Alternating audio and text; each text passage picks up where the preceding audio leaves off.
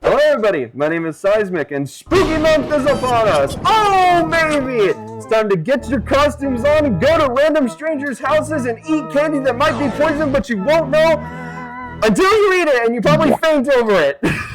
Today, on Halloween night, it's day, on Halloween day, we are going to be looking at a famous Godzilla horror series, and for astute hearers who just heard me, I said we. Because I'm not doing this alone. I am going to be going on this spooky, scary journey with a good friend of mine.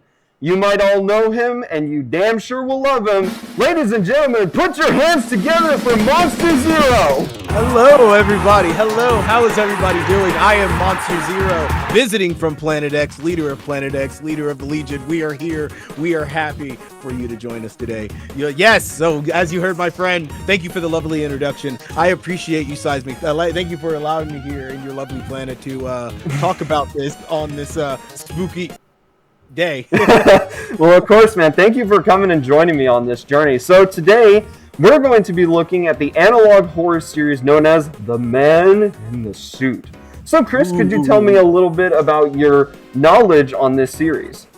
Well, I saw The Man in the Suit back when it was first airing, and I've only seen the first few episodes of it. It was something that was so interesting to me, but it caught me at a very weird time in my life.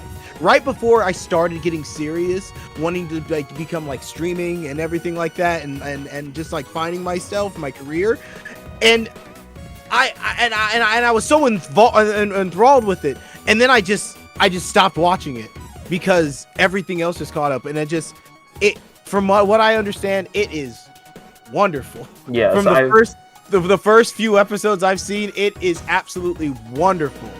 Lovely. Lovely, lovely. Well, you have told me as well that you've gotten up so far to the Mothra suit incident video, which I have. Lovely video, probably my favorite episode. So in that time frame, from what you haven't seen, we have 2 new episodes that I have my hand and a picture would slide down, but I'm not going to spoil them for you. Besides, I've already told you the Ghidorah suit incident. So yeah, we're going to be taking a look at all of these episodes and reviewing them and telling our personal thoughts on this spooky Halloween day. I wish we recorded this at night, but whatever. So yeah, by the way, this series is made by Unknowingly.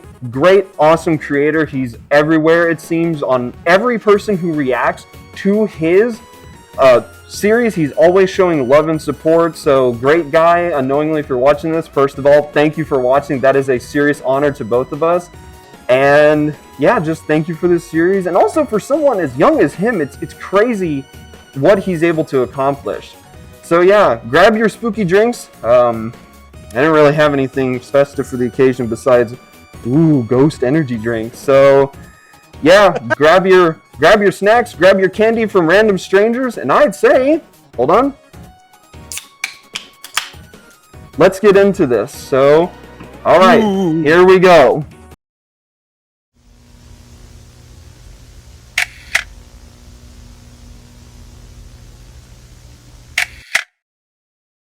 All right, so without further ado, I've got a spooky Godzilla shirt on as well, and I would say, spooky. I would say, let's go on this journey into the horrors of Toho Studios. So yeah, let's get started. Let's do it. All right, starting off strong with the static and everything.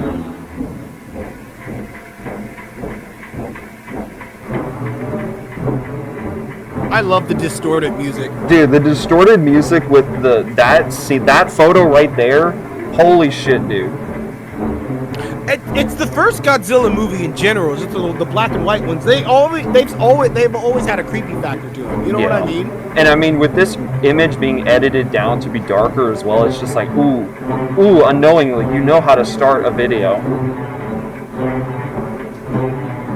I just realized there's gonna be commentary. Do you wanna? What we should do is like you commentate one video and then I'll commentate the other video with the subtitles.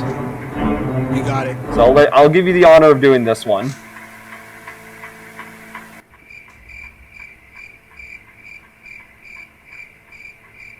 Oh, you want me to read it? I was like, yeah, you can read it if you want. I'm scared to, brother. Okay. You do it, because it's your video. Okay. I want you to. All right, I'll do the first one. This is a one. photo of him in the suit.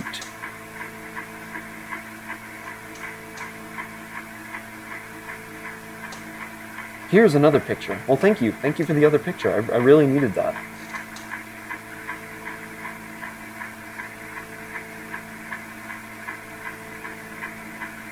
He got the acting job of being and wearing the Godzilla suit. That's a cool photo. I've never seen that one before. It is a cool photo. If that's not edited, that's great. Yeah. What the hell was that? Did you see that flash of Japanese text? Yeah. And the actor fell in love with it. He would wear the suit most of the time to the point that you never saw his actual face, a Toho producer said. That's awful. Yeah, no, that's... God, you imagine how much he stinks in that thing? Bro, I don't want to think about that. Shit. That's the wonderful. Even when we take breaks, he would just wear the suit. The suit would sometimes heat up, but he didn't care.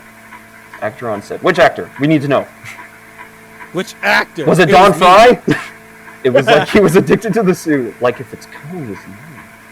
Yeah, that's what happens with most Godzilla cosplayers. Yeah, true.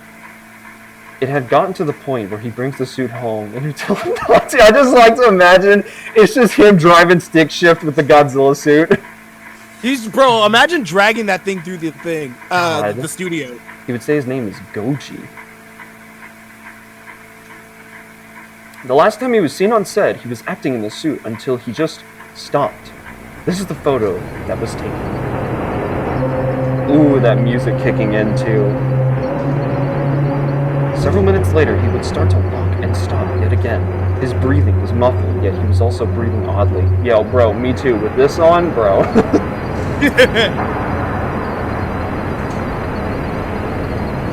The director thought this was a joke, poking at him to get back in place, but he wouldn't budge. It looks like he's just patting him on the back. It's like, it's okay, buddy.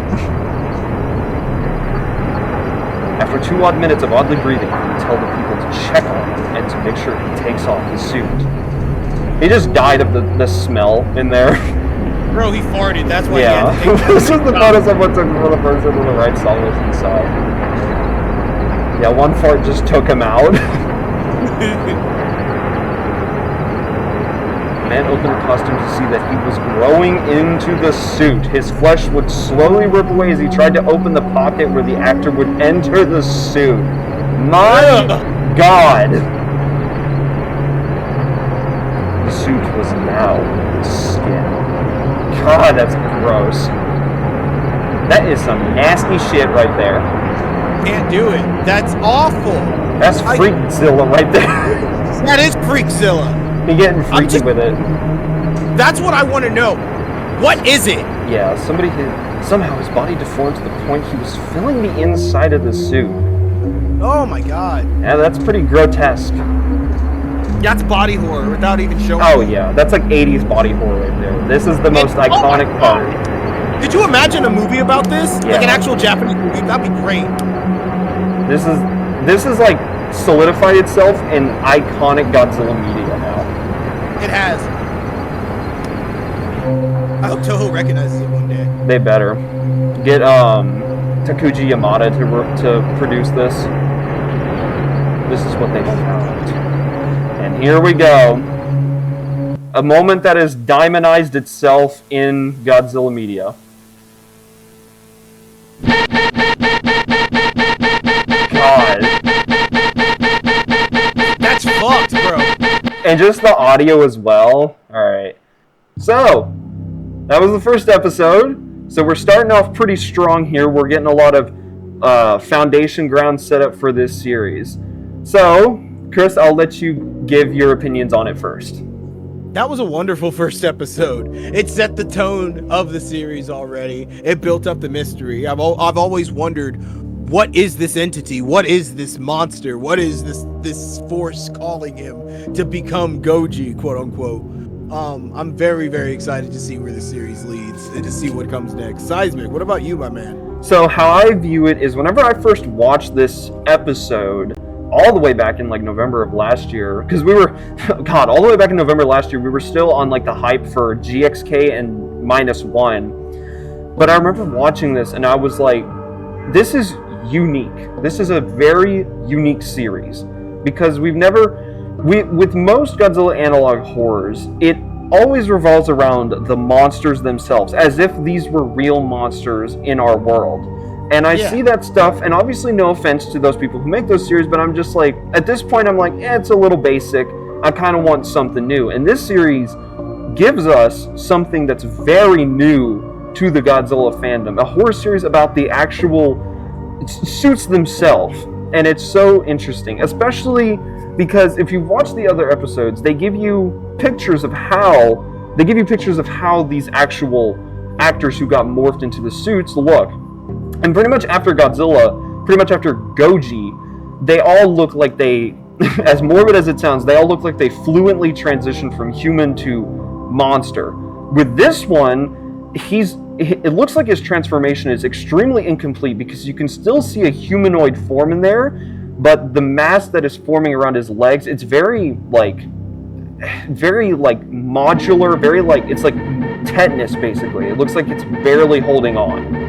So that's what I find very interesting about that, is that his transformation at the beginning looks very different. But obviously, if you've seen this series, you know that he evolves more and more and more. And as fearsome Godzilla has evolved, basically. So, yeah, those are my thoughts. It's a very interesting start to the series. And God, we did not know how popular this was going to get. So, exactly. This is such a wonderful start. Very strong start. I mean, it feels very analog horror-esque with, like, you know, Mandela Catalog, Vita Carnus, my favorite analog. You know, even as so far as back as like 2020 with the FNAF VHS tapes, they all started very bare bones, and it's always so much fun to see how this stuff evolves.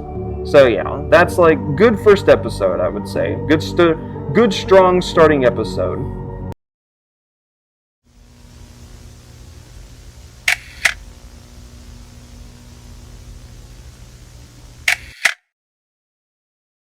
So that was a very strong episode to start with. So now we're going to immediately transition into episode 2, the Anguirus Suit Incident. Or as some people call him, Ankylosaurus, Killer of the Living. Okay, let's go.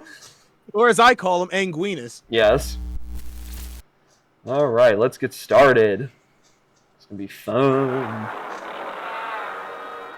Also, the fun fact about this episode, it actually got taken down and re-uploaded because there was a certain image at the very end that was copyright of another analog horror series for Godzilla. Really? Yeah. Now, it might be in this one as well. I'll put like up a visual example of the original photo, but arguably the original version is a little bit more creepy because of the noise, but it's all good. I understand that. And it was good that Unknowingly was like, hey, I understand my problems, and I'll fix it. There's that pagoda again.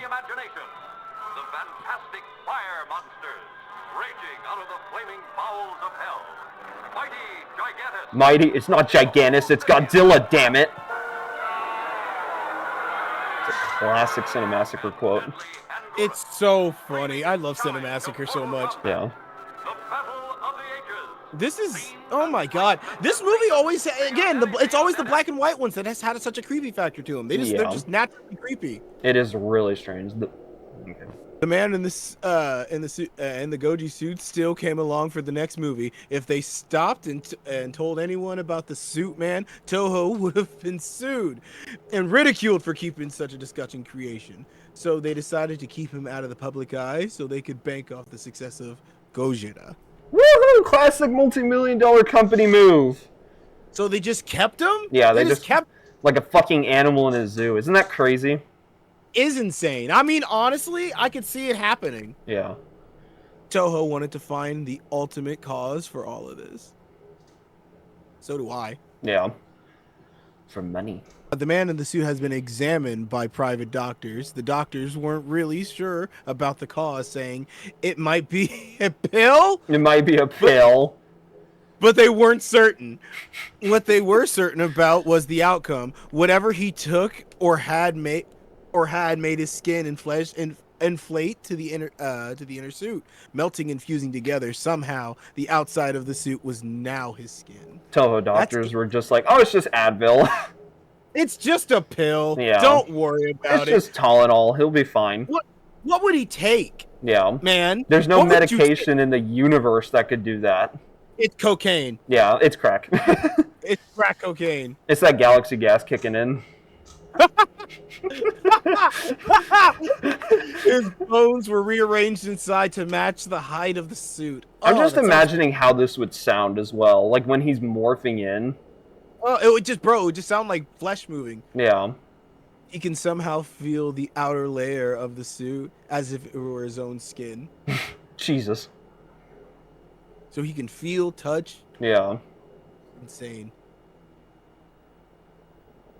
It turned out that he could see out of the eye sockets of the suit, but his eyes were bloodshot. Oh my god. That's lovely. Bro, he's cracked out right now. Yeah, he really is just geeking off the yipper.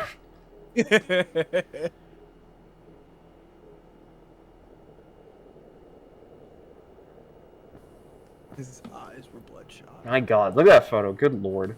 That is a great photo. Yeah, it kind of, the eyes bloodshot thing kind of reminds me of like the Five Nights at Freddy's thing, where it's like the only thing that'll pop out of the suit is your eyes. It kind of reminds me of that. Right? It does. This is kind of the Five Nights at Freddy's Godzilla mix that everybody wants. Yeah. Name of the actors who played Anguirus is blank. Yeah. He is unknown. His name has been sponged from the records. It's like SCP right there. People on the set notice how he audit out of the man in the suit, and no one cared to tell him what happened and what he has become. That's Yeah, that's I don't blame him. The man in the Gojira suit was very cooperative. Even losing his vocal cords, he could still make noise. So, like an animal, so literally they're just like, can you like move over there? And he's just like,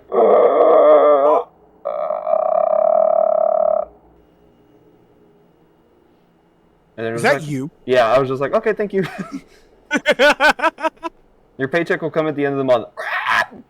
Everything would go great until the last scene that had to do with they would both fight. Oh no, we saw that in the little trailer. Yeah. Oh no. He's gonna think it's an enemy, like another kaiju. Oh my god, this is just...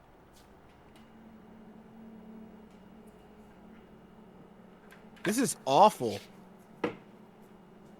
Poor guy. Yeah, no, that's rough. Yeah, like this is just gonna...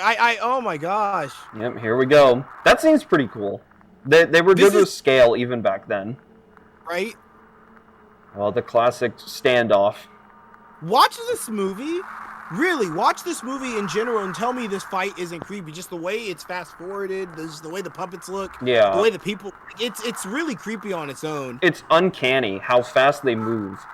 Yes, very much so. I don't like it. Also, not gonna lie, Anguirus. Goji wasn't supposed to do that. There goes the pagoda again. Poor pagoda, always getting destroyed. And here we go. Oh no. Uh-oh.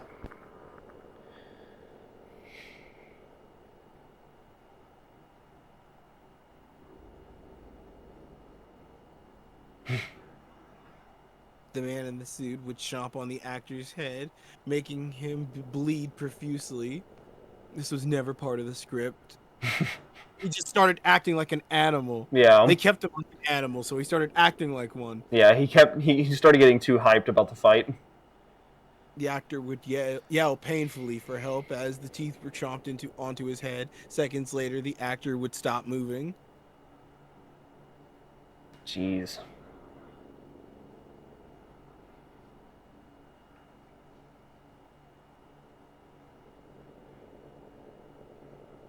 The man in the suit would protect the unconscious actor as he roared at anyone who came close to the unconscious actor. That's crazy. So he's guarding his food, basically. Yeah. I can just imagine just the suit, just like, yeah. Protect. Like, oh my god, like, The actor would awaken, shaking violently as struggling to get up from the ground. The crew on set helped him, fearing the worst. They tried to take off the suit. It wouldn't budge. It wouldn't budge. A picture was somehow taken when the man in the suit, roaring and protecting the unconscious actor. Jeez. Yeah, this is this upcoming part is the part that was like basically re-edited. And even this photo that's about to pop up is pretty eerie.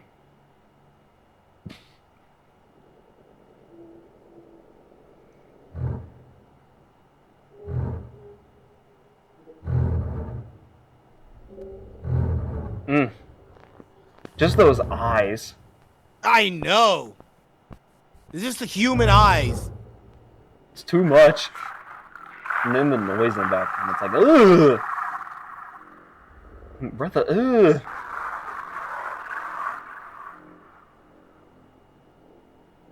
Brother, ugh. What's that?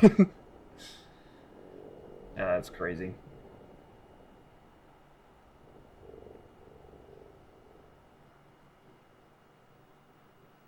This re-edit, I will say, is a little bit slower than the first time. This is what they expected. I love that this is the standard of the series now. Yeah, it's the build-up. God, the music. Yeah, just that distorted. That image right there, edited to high hell and back, is really uncanny. Ooh!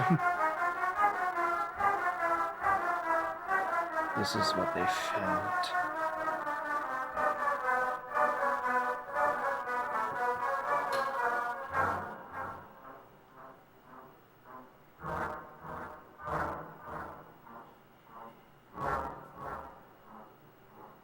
The music slowing down. Great touch. And then it just like goes.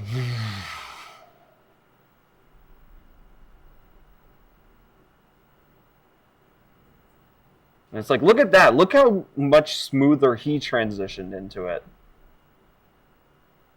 I say that as a good thing. All right, so there we go.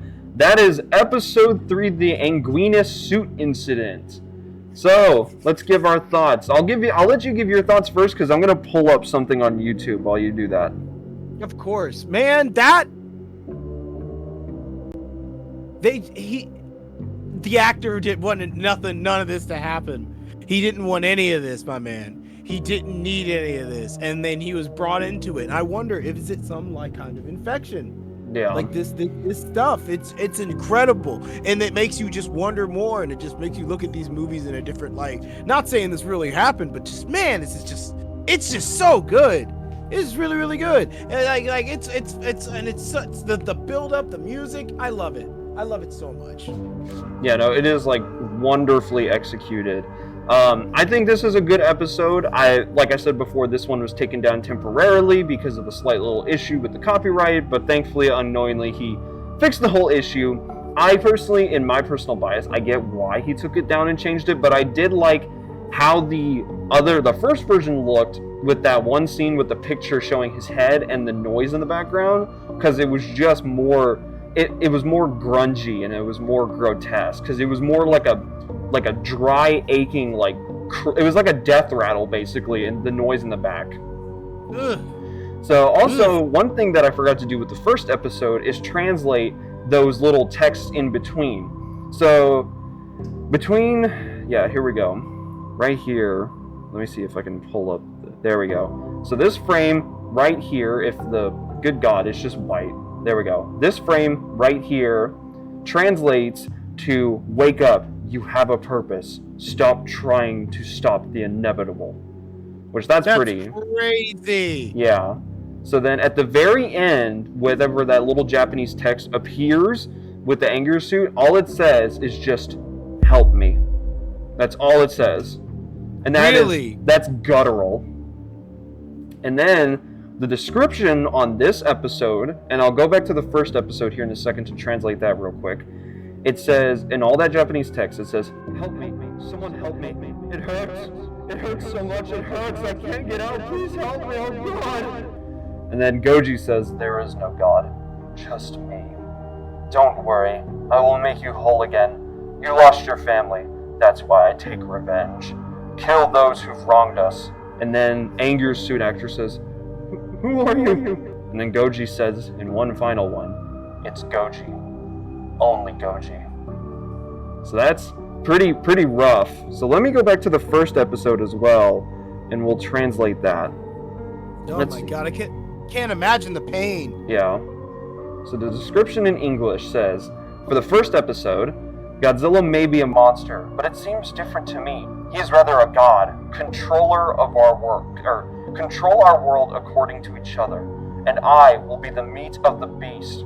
I will be the host of Godzilla, because I want to be a god who is respected by people. I want to be the meat of this beast and the fear of which one is wrong. I am not a movie monster. It's Goji, the law of good and evil. I will live in this beast because he is the only one who can help us. There is no God, just me, Goji. So that's quite a title to give yourself. I'm not gonna lie.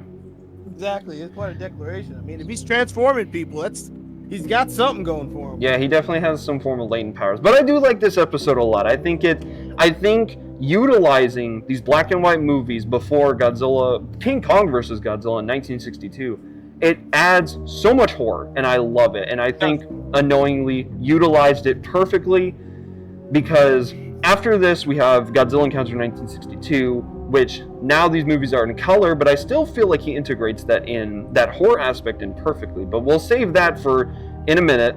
Going back to the Ankylosaurus killer of the living suit incident, I think it's great. I think utilizing the one scene where Godzilla is just feasting down on Anguirus's neck and utilizing that moment for horror, he's so smart with utilizing this like little tiny scenes in these movies and just being like, that one right there, I want to use that for my horror. And I think it's perfect. I think the episode starting out with the English trailer with Gigantus, using that trailer at the beginning was really great. I think explaining this, he does a really good job at explaining how this stuff happens and making it really feel like this could be a freak accident on a Toho Studio set. Because as you all know, for people who have been in the Godzilla fandom for a very long time, you know that most of these Toho movies will have a freak accident happen on set. Like, for instance, 1964, Godzilla vs. Mothra, Godzilla's head was set on fire, but thankfully, the suit protected Haru Nakajima, so he was able to still act out, which Haru Nakajima still acting like Godzilla while his head's on fucking fire, dude, legend. So, yeah, no, this episode, while it's not my favorite, I still really enjoy it, and I'm happy that Unknowingly was able to take responsibility and understand that he may have stole someone's property in terms of analog series, and he was able to change it and rewrite it. So yeah, I think this is a good episode, and I think the history behind it and how it was all fixed and it wasn't painful at all, I really like it. And like I said in our commentary of the actual episode, how the actor in Anguirus transitioned almost perfectly into the suit, meanwhile Goji seemed to transition really rough into the suit. That's an interesting detail to keep in mind. So yeah, in this episode we can clearly see that Godzilla is now basically trying to create like a cult of people. So yeah, let's continue on with the story real quick. All right.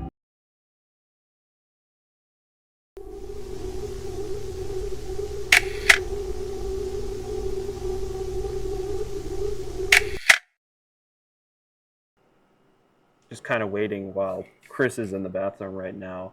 One thing I will say, I forgot to mention this at the beginning of the video, I have my 2 custom Halloween figures that I made all the way back in 2021 now. I have my Playmates Zombie Kong, and I have my NECA Ghost Godzilla, which I feel like that fit the mood for the night. We'll say, while he's gone, go subscribe to Monster Zero. He makes good content.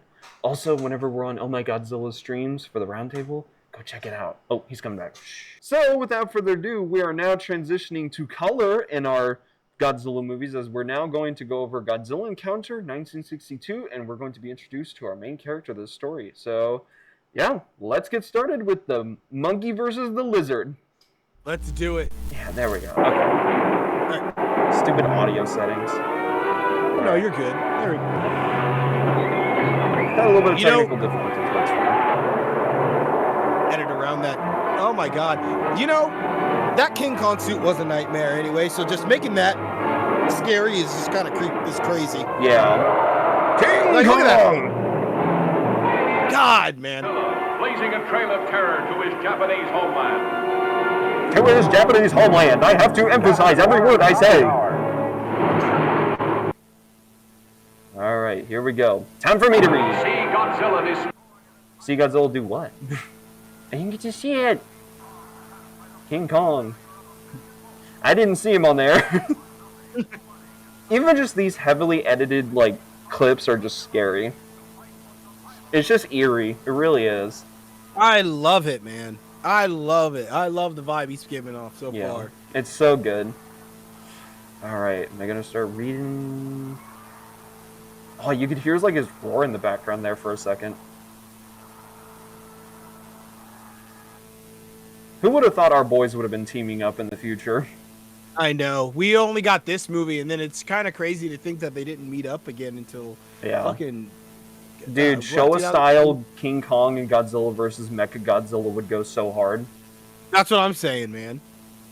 I want to get that post. Oh, what the hell is that? With the man in the suit being the only Godzilla suit at the time, they used him for the next film. I want that poster. Yeah, that shit's sick. With King Kong being an American film, the man in the suit wasn't having it. Uh-oh. Oh no. This is where I come in. Doesn't his smile kind of look uncanny? Yes, he doesn't. He's got like that Jonkler smile. I will be hiding my eyes and my name for me and my family's safety. I said Jonko and I was trying really hard not to break character. I was put into the job of being the cameraman. They told me what happened before and told me to stay quiet about it or I would be arrested. Fair enough. But the truth needs to come out somehow. Nah, don't be a hero. Don't be a hero. They're gonna feed you to him. Oh my god. The man in the suit wasn't happy making a movie with the Americans. Uh-oh, he's racist! Bro, he's coming for us. Yeah. Look at Kong standing there. Teleproducer forced him to look more appealing to the younger audience. Kong's just like, okay, what do you want me to do? He wasn't happy with how this all played out. Godzilla's just like, where my hug at? I love how the suit just transforms throughout each movie because he just needs to. He had a very bad dislike towards the actor in the King Kong suit, Shoichi Hirose. Sorry. He either thought Shoichi was a traitor for portraying an American monster or saw something in him. He knew that he wasn't a big fan of the Americans. He would roar at them and try to attack them. We treated him like a lion at the zoo. Damn. Damn. He's already getting feral. That's insane. Yeah, you are literally enabling his behavior. We had filmed one more scene. I was instructed to not stop filming. The script was for after destroying the big building, he would use his atomic ray on him to defeat him. Atomic ray breath on him. I know, some of the sentences are weird. Yeah, it did not go as planned. Yeah, I feel like I'm having a stroke reading sometimes. Alright, here we go. What the Sigma? The man in the suit would push Shoichi Hirose off the cliff, and I had to record it all. Hey, you did it at Final Wars at the Pickwick, so I'm allowed to do it here. I did. Oh my god. Then you had that lady. There was a struggle in the water, splashing as one of them frantically tried to get out of the other's grasp. Don't bring up the lady. You're being very disruptive. Later, we're being very disruptive. Some of us are trying to watch the movie. Shut up, bitch! Fuck out of here, my god. Only one of them rose from the water. I wonder who it could be. That sounds Christ-like. Yeah. He's just like, whoa, that was not supposed to happen. Okay, before anyone says anything, I tripped. Yeah. Hi, welcome to the Seismic Channel. We don't take anything seriously here. I was sick to my stomach, not wanting to know what he had done to Shuichi Hirose. I got my other camera and ran. I tried to leave the long corridors of the Toho studio, wanting to take a quick breath for fresh air, but I heard screams from the room I had left. The power went out. I used the flash of my camera trying to look around frantically, trying to find an exit. I heard someone's footsteps walking towards me. Okay, I didn't get to read all that. It wasn't an employee. It was the man in the suit.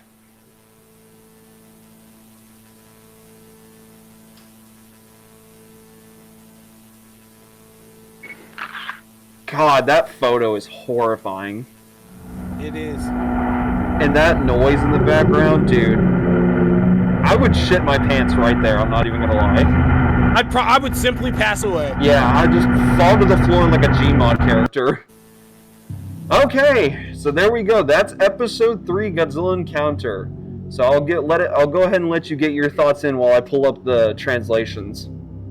Of course. I thought it was great. I'm surprised Kong didn't transform. They just killed him. He just went ahead and killed him. It's man. I'm glad that's not a monster running around. That thing's ugly. But oh man, another great episode. Really, I can't wait to see what we learn more about the man, because we're seeing more of his hatred, him acting more animalistic, more beast-like, and I can't wait to see what happens next. Yeah, I would say the same thing. So I have that's a question that I've been wondering for a while. But before we do that, this is the description in English. We were supposed to make a movie about what happened, about what they did to my family, what they did to me. Oh, filthy traitors. I didn't pour my soul into this carcass to be entertained. I think to be like an entertainment, basically like a monkey at the zoo. And with those who killed my family, betrayer. And then there's 2 time codes. Let's see, which one's this one? Oh, shit, I had it there for a second. Yeah, so here we go. First Japanese text that popped up at the beginning. This one says, "Why are we with them?" And then 639. Yep, here we go. This iconic image right here. This one says, "A betrayer." Betrayer? Ooh. I've heard that, or either it's traitor. So, yeah, I'll try and get all of those translations, because people love to translate that stuff. It's like a fun little mini game whenever you watch these episodes. It adds to the lore, man. It's great. Oh, I mean, it just adds so much more character. So my thoughts on this one, I think this one's interesting to me. Because like you said, why didn't Kong transform? You figured he would want as many as he wants, but I think as well, that adds character to Godzilla, because he does have some pride. He's not like going to take everything he can. He's selective with it. And with this one, obviously Kong, he feels like this is a traitorous move by Toho, so I feel like in a way this is also Godzilla like teaching Toho a lesson to not do this shit again. Let's just say he wouldn't really like the Monsterverse, but you know, that's a different story. He would just be like in the theater and he's just like, "This is bullshit." Oh my god! But no, imagine just like his own pain. He, like you said, didn't pour his soul into this carcass. He called it a carcass. Yeah. You know, he didn't call it a suit. It's crazy. Yeah, like he's like taking it over, almost like a virus, like that one like insect that takes over like other insects' bodies. Oh god, yeah.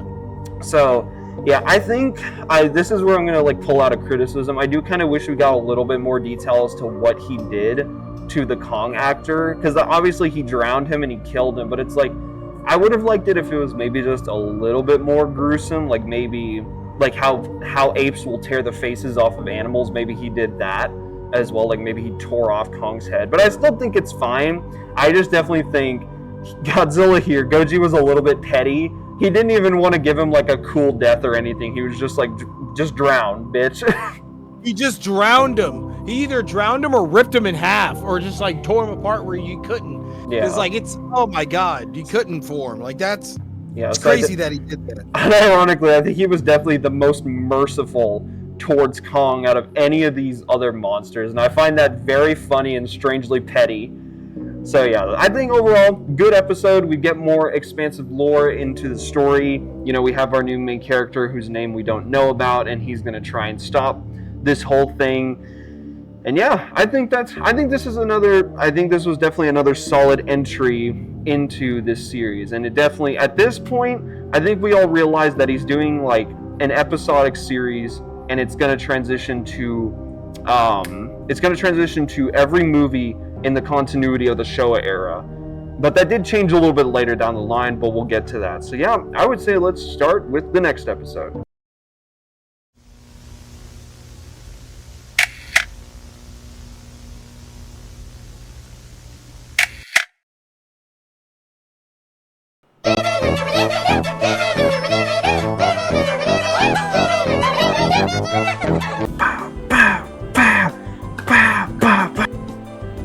Paint could have been better on this. I don't know why, but I need to tell him whenever he comes back that the GXK poster and the 2 Kong masks on the both sides of it is pretty sick. Also, he's got it like to where the Godzilla mask is on Godzilla's side and Kong's mask is on Kong's side. It's pretty cool. So how have you guys been? Been doing good? What type of costumes y'all gonna wear this year? I know half y'all are gonna say that Godzilla inflatable costume. It's really dark in here. I kind of wish I had another light on me, but it's fine. I could probably actually turn up this purple light here real quick. I'm actually gonna do that.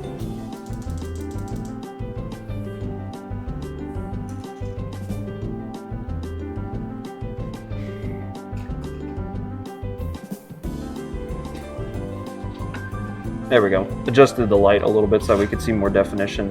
Also makes the room a little bit more horrifying, I'm not gonna lie. Alright, so for our next episode, kiddos, get your notebooks out because we're gonna be learning about some science. So let's do this. Oh my god. Alright. Yeah, you ready to get started? 3, 2, 1. Alright. I was startled by the first encounter of the man in the suit. It made me more curious than ever. It might harm me by doing this, but I need answers.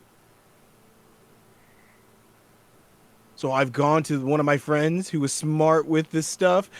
I won't name her, so I'll call her Elijah or Elsa. Oh my god. Elsa from Frozen. I think it's Alyssa. Alyssa? Yeah. I called her, but she was in the middle of teaching her class, but she would still call me because of how curious she was. She never seen anything like this.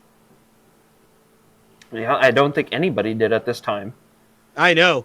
I recorded this section of the call. I wouldn't have even done that. Yeah, fuck that. The thing is, whatever this was caused wasn't from a pill. This is something else. Oh, God. This is the work of radiation. Damn. Holy shit. The man in the suit doesn't fuse with the suit instantly. His body explodes in the suit, then it reshapes itself in the suit. How do I explain this? Imagine a cream-filled donut. Without the cream, donuts. It's mostly a flat donut. That was the suit before, but because of the filling. The man, it basically filled up all the space. But him and a cream-filled donut are different. You think? The cream and donut are separate entities. There is a barrier so they don't mix. The man in the suit, however, his skin, his flesh, his bones. It's fusing with the suit. His teeth would be the suit's. Whatever he took. It's mutating him. It's making him more like a creature than a human. Soon he will have animalistic properties, like using its teeth more effectively, and would be able to control his tail. You said his eyes could move? And that they are bloodshot? But in this photo, his eyes flashed back. Human eyes don't do that. You need to try and put him down. If not, it is probably too late for mankind. Damn. You could probably hit him with a missile. She said something about him mutating to the point that he looks like a beast. I mean, he's already far gone, my friend. Yeah, he is way past that point.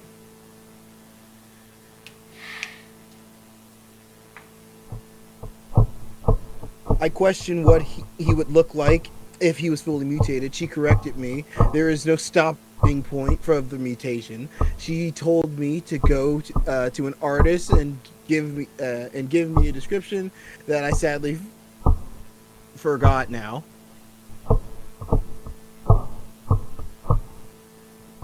There's like a weird tapping noise in the background of this one too. Yeah, I'm hearing that.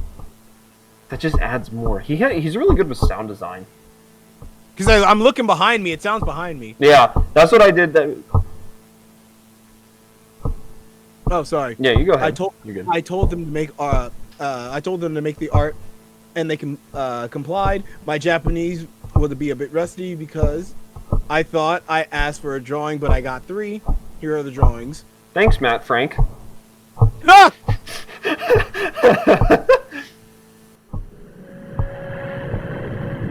Jesus Christ. You got a thick neck on him.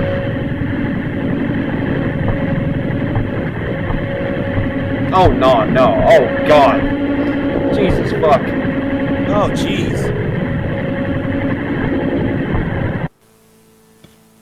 Good God. Oh, my God. Good God, what's wrong with his hand?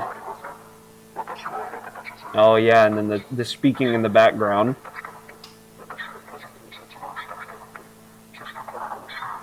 Yo, he's spitting, not gonna lie. Okay.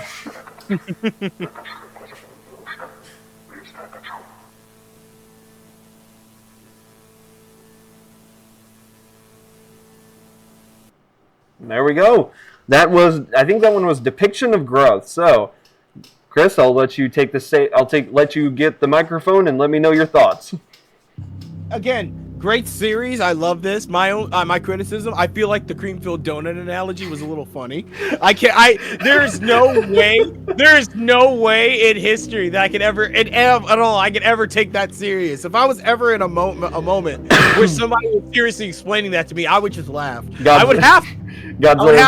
Godzilla's just like cream-filled donut. He's literally me. He's literally me. But really though, it's horrifying without really showing it. These depictions, these descriptions, I love it. I love it. I love it. I can't wait to see what else we get with this. I can't wait to see the next episode. Yeah, and as you are an artist, what did you think of those 3 drawings at the very end? Very disturbing. Yeah. Very, very disturbing. I mean, especially that second one, because it like reminds me of which one is it? Son of Godzilla Gojisu with like the really big eyes and that blunt nose. It gives me that uncanny vibe. It's just really freaky. It is freaky, man. I can't. Oh God, that's why I love this. Is because it just gets your gears turning. This series, it always feels like each episode is just very unique, and that's a very hard thing to do. Is to make every episode feel unique in its own special way, and I feel for him he does this well. So he does. Excuse me, I just burped. Excuse my French. The description, which is also funny enough, what the speaking at the very end there. This is what it says: I am not a monster. I will help you all. I will kill those who have wronged me, those who murdered my family, and those who supported them. You killed my family. Monsters. And to that, I'm just like, what are you saying fuck me for? That's exactly what I say. So, now, I think this one is definitely, like, up in my top 5 favorites because I really like whenever there's, like, a character with a lot of mystique and you get, like, the one episode where a lot of it is not really exposition, but just, like, you get some nice little insight on him. And I feel like here, this is a perfect amount of, like, insight into how maybe he came to be. And it also gives us like a warning of the future of like how much more is he going to evolve. And I feel like that's what most MonsterVerse fans ask is with our Godzilla too. And I liked it too because it said there is no stopping his evolution. Yeah. And I like the radiation is just like how he's just it's him mutating. Yeah. Like it sounds painful, disgusting, and you get to see a little more of his character, just where he feels so wrong, he's willing to do anything and plead with any god, and that will hear him in order to get his revenge. And it is, oh man, I'm excited to see how far this goes. Yeah, well, also with there's no stopping in evolution, very, very inspired by Shin Godzilla. 100%. Oh, you're right. Yeah, so that's definitely good reference callback there as well. So.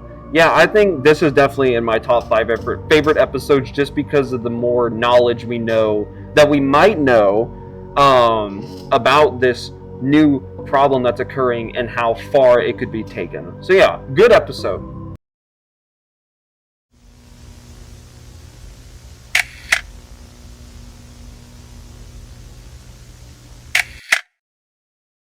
So, now that we've learned about depiction of growth, now that we've learned a little bit about Godzilla and his evolution, now we're going to see how Toho communicates with him with pretty much episode 5, which is, this is in Japanese text so we can't read it, but this happened in 1958.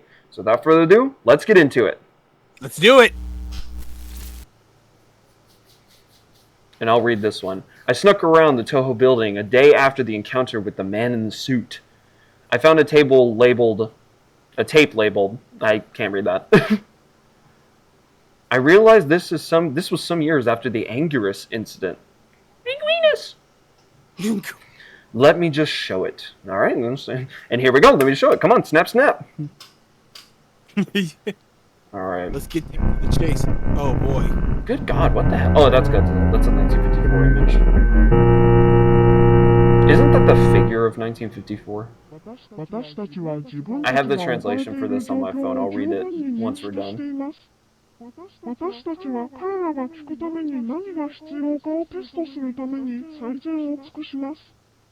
I love how garbled and warped she sounds. I love it too. It's wonderful.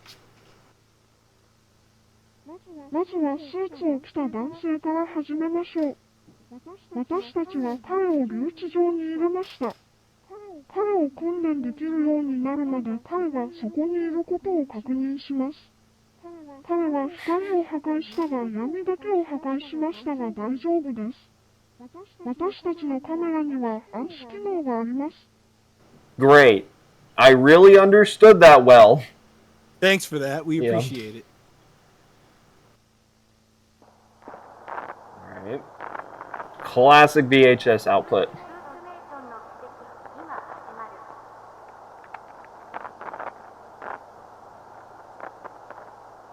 I think that, yeah, that's his foot.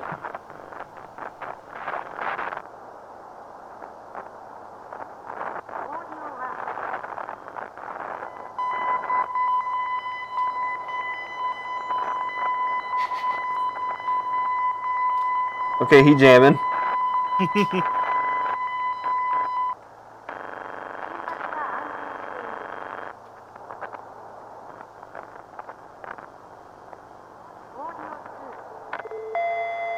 It's so ghoulish too. Yeah. Well, the fact that I know that he couldn't make him move, but the fact that he's just not moving is even more eerie. It just adds to it.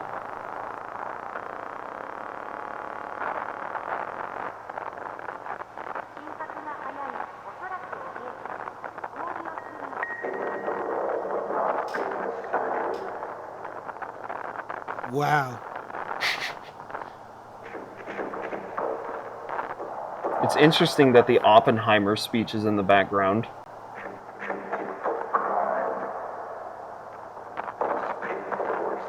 Most people were silent.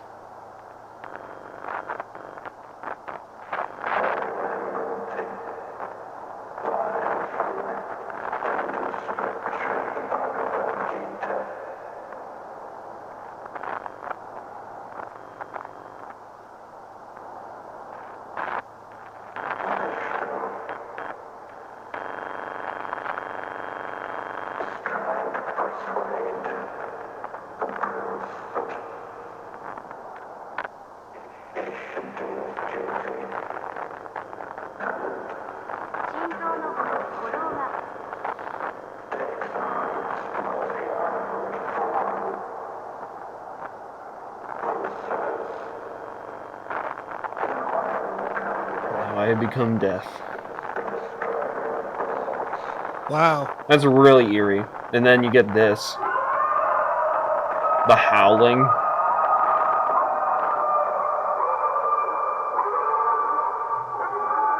God, that's freaky.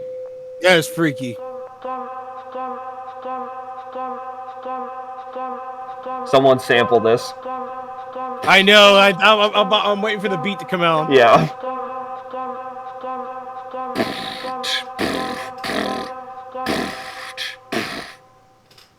It's like perfect tempo and everything. I know. This is still horrifying. He's just like in a big hall and they're just like keeping him there. Yeah. It's just fucking. I don't know why, but it's strange. Like, oh, there he is in the darkness there. He's like, hello. You know what this strangely reminds me of? It reminds me of like the Indoraptor situation. I don't know why, but it just gives me that vibe. God, look at him. His eyes shining in the dark. Oh, wow. It looks great. I don't know why, but that specific image kind of looks like a front face of the Stan Winston Godzilla. It does. I love the way he's posed like this, too. And there we go. That is like, I think that's like pretty much episode 5. So, what do you think? All right. Bro, that was... I loved that I was able to just get a sense of these people just up on this, because how I pictured it, they're up on this platform speaking with them, and he's just down in this big fucking studio set, just like walking around in the darkness, and they just play him his favorite songs just to keep him calm, and it's just him coming out of the darkness slowly, and then him standing there, and just him not moving, but him talking is still just, and then the howling. Great atmosphere, great episode. I loved it. 10 out of 10. Yeah, no, I would definitely agree with you on that. I think this one definitely feels like, I don't know why, it reminds me of like a specific FNAF VHS tape that I watched, and it was like regarding the audio testing for Toy Bonnie, and there was just certain audios that made him tweak out, and it kind of reminded me of that. The description for this one is this the, let me make sure. Yeah, so at the beginning there with all like with the garbled, warped, like, lady speaking, it was, like, very hard to hear her, and also the subtitles didn't help because they were static. But thankfully, unknowingly translated this for us, and it says, "So we are fully aware of the situation we are in. We will do our best to... Jesus Christ. We will do our best to test what threw me to here so they can train him. We will try to do some audio tests. Let's start with the man in the suit. We have him in a cell. Make sure he's in there until you can train him. He destroyed the light and only the darkness, but that's okay. We have a light." Which I think in the actual video it said we have night vision, which I feel like that would make a little bit more sense. And the comment, funny enough, the comment that was pinned by Unknowingly on this episode, the song that is playing at 4:30 is called, and I'm gonna butcher this, so y'all have to excuse me. Honto ni so nara by Kosume Akasaka. Jesus Christ. I'm American. What the hell is that name? The lyrics that is playing here go like this. "Even if it rains fire, rains spears, even if the moon shines in a square shape, loving and being loved, the red thread binding us, we will never be broken, a couple bound by fate. If it's truly so, it would make me happy." So that's very interesting. And the fact that someone even found the song, it's like, Jesus Christ, how many times have you watched this episode?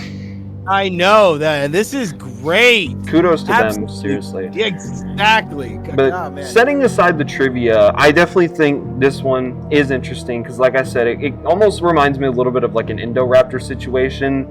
Trying to train it, definitely feels very SCP-like as well, very FNAF. But I would say this one, it's not like one of my favorites, but I don't know. I enjoy every Unknowingly episode, but this one definitely has like some vibe to it that I really, really like. Also, for anyone who didn't catch it, whenever they were testing it, Oppenheimer's "Now I Become Death, Destroyer of Worlds" is playing in the background in a garbled version, and I think, you literally can't have Godzilla without the Oppenheimer speech. It's been everywhere, so I feel like that fits. He had to do it eventually. So yeah. Also, I realize whenever I stand in this position, it just looks like there's a floating LED ring because it camouflages in the background. So yeah, no, I definitely think this is a good episode. We had like a little bit of we had a couple episodes with like this specific chunk of videos are very like short videos until we get to the Mothra suit incident, which we're gonna get there.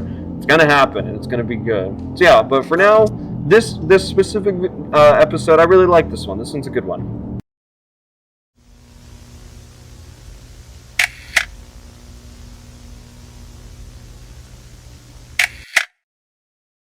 Alright, so moving on to the next episode, we got a letter in the mail. So let's see what's inside of it. Yeah. We just got a letter. We just got a letter. We just got a letter. Wonder who it's from. Alright, here we go. I was mailed this tape. I don't think someone in Toho Studio made this.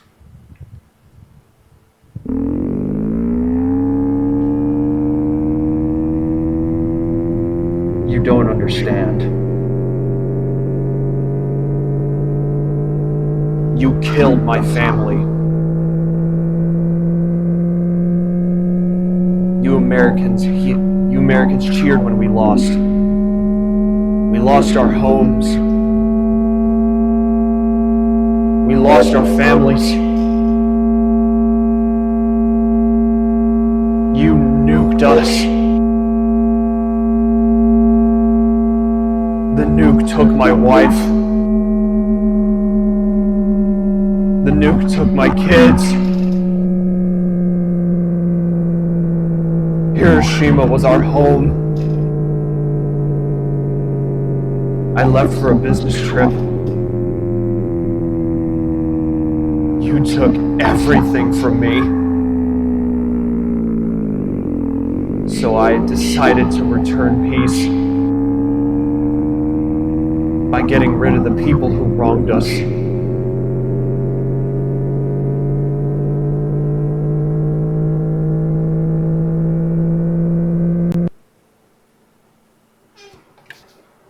The fact that he just disappears, just up.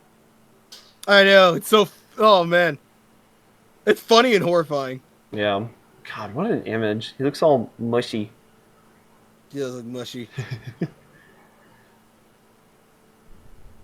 Oh. My, what big teeth you have. Wow, that was a very short one, but you get kind of the gist of it. This is clearly a message from the big man himself, Mr. Goji. And I'll say it with the translation right now. It just literally just says, "You took everything from me." So yeah, that was a very short one. But Chris, what do you think about it? Very short, straight to the point. Great. Wow. It was very. There we go. I wonder who sent the tape. Yeah. Very inquisitive about who sent this tape. But yeah, like, I'll give my 2 cents on it. I think this is definitely a good episode because, you know, as I was watching this series, because whenever I discovered about this series, I was up to the Mothra suit incident, which was like the most recent upload. So before I had gotten to that episode, I was like wondering, like, when are we gonna see Godzilla's side of the perspective of this whole thing? And then boom, literally next episode it was it, and I was like, okay, this series is fucking goated. So yeah, I love it. I love like the audio effect in the background of like the rising tornado siren. I think I like that, you know, this episode does give us some perspective on Godzilla and how he views the situation. But one thing I want to ask, how the fuck did he make a tape? How did he make a tape? Who recorded it for him? Yeah, how did he not get caught doing it? That's what I want to know. He's just in his cell and he's just like, and he's just like, and then one of those executives come by and he's just like, "What are you doing?" And he's just like, he like tries to hide it away. What if somebody recorded it for him? Yeah, that too. It could have been it. So, God. you know, I think definitely that was a very, very short episode, but I feel like it's effective, and I know that I was kind of joking around whenever Godzilla disappeared from the trees, but whenever you watch that for the first time, you're like, ugh, I didn't like that. I don't, because it's just something that big shouldn't move that fast. Yeah, and it's freaky. You say that, and it just reminds me of like Shin Sonic for some reason. So yeah, no, that was mailed message, and yeah, I think for a short little quickie one, that's a good one to watch for sure, because it gives you Godzilla's side of the perspective.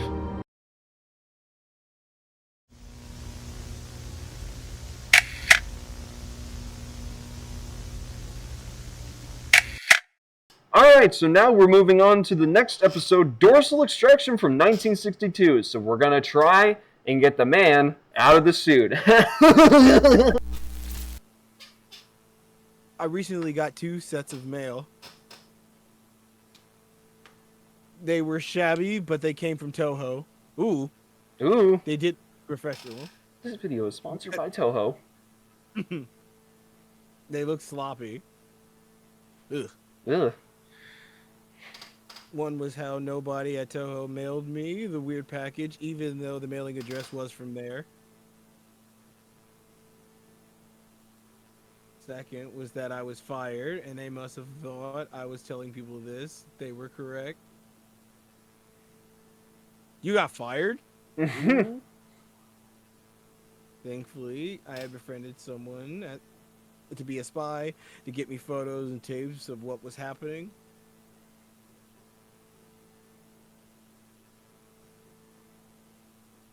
He came here earlier with the tape called, aka dorsal extraction. I'm not pronouncing that. Yeah. Dorsal extraction. Alright, here we go.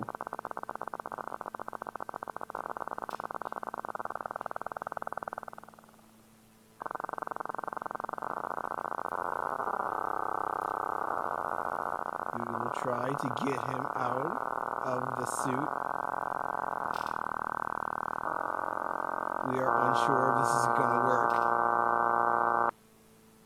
One way to find out, gentlemen. Yep. Time to start carving into him. Get ready to play the famous game of Carve That Goji!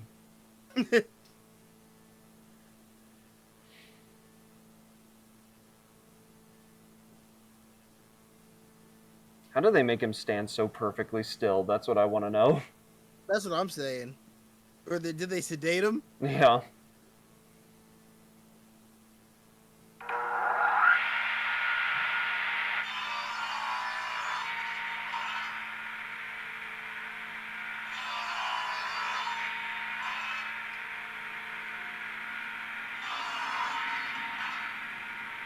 Is it going to show translation? Oh, there we go.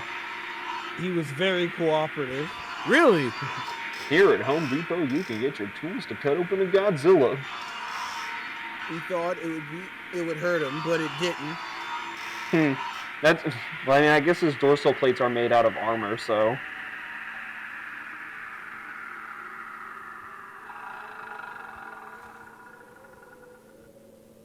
The results were fantastic. I gotta say, it's fantastic. Mr. Fantastic. Yeah. Oh yeah, this visceral edit, my god.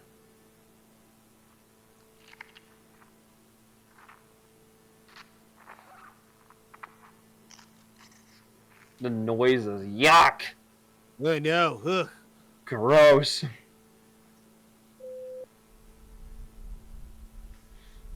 I'm surprised that it isn't the end, because the spy told me that after 2 minutes of this being filmed, the man in the suit would attack a man with the camera. He told me that the flash from the cameraman hurt his eyes. What was that coming out of the suit? Yeah. No, I think that was the spines that they were tearing off of him.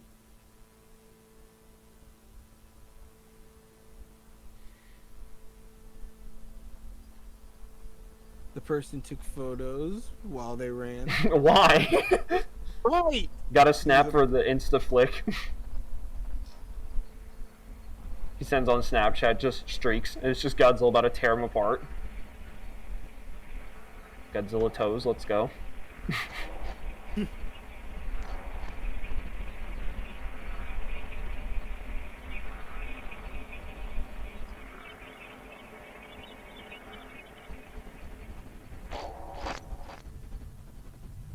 What part of his body even was that? I know. That's freaky. It is. He died for these photos. And you have the infamous one. Good God! The eyes is what bugs me. Imagine that thing chasing you. Yeah. So there we go. They tried to get him out of the suit, and it didn't really work all that well, obviously. The sound. Yes, man, that was disgusting. That guttural sound. Oh my god. Oh my god. Just just great overall. Yeah, I wish that, like, watching these episodes and the limited technology he has to, like, represent what is happening, I would love to see, like, with a budget, how it would look like from a person's point of view, just pulling the spines out. Like, what would you even see in that situation? How would it look? That's one thing, that's a more of a thought I've had. It's like, what does he just look like inside of the suit? It said that his bones and everything just formed to fill the suit, so God, man, his mouth and neck are just like its mouth and Yeah, no, it was freaky. And the description of this video translates to "I'm beautiful in the dark." That's gross. It's very interesting. Very interesting. I feel like most Godzilla fans want to see Godzilla in the daytime, but whatever. So yeah, no, I mean this one's pretty straightforward. They do the thing that we would have all been wondering at that time, is like, why don't they just try and tear him out? Well, it seemed like it was working until I guess someone flashed a bright light in his eyes and caused the whole thing to go haywire. But even if they started really going through with it, I really don't feel like he would allow them to. I think he only did it just to show how futile it was for him to get out. Yeah, which, yeah, that and even suggesting that just plays into this character for Godzilla here, that he's like really sadistic with his methods and whatnot, and I love that. I do too. It's wonderful, absolutely wonderful. So yeah, this was a pretty straightforward episode. I like it, but now it seems we're going to be in the next episode diving more into what happened to Anguinus. So yeah, let's get straight into the next one. Let me stop recording real quick.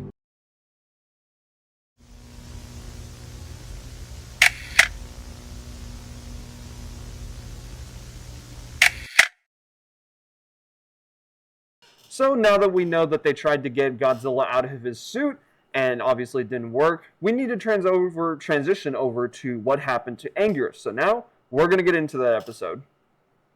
All right, let's do it, man. After digging for it, they finally found it.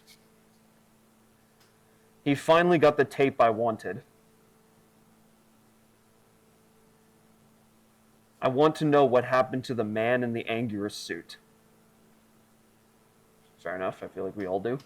I think we do. Yeah. I feel bad for the guy. Yeah. We have tried our best to comply with the other person mutated in the suit.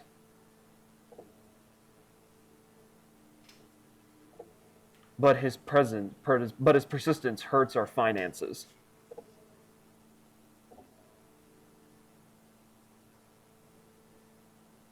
People want to see him, but he doesn't want to be seen.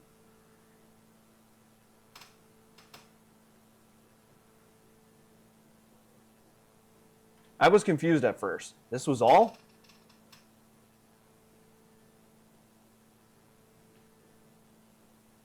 Then he started to explain. He explained that the next movie was supposed to be the man in the Anguirus suit versus the man in the suit. They have tried their best wanting to comply with the Anguirus, like if they were training a dog to do tricks. Well, that's kind of brutal. He snapped a photo of them trying to comply with the Anguirus. Alright. Well, let's see this photo. Yeah, that's a... Rawr. Man. His eyes are, like, whited out, too. They said that they were going to use force on him, using tasers and such. Well, that is technically animal cruelty. Yeah, right? But he warned me that there was a movie in the works.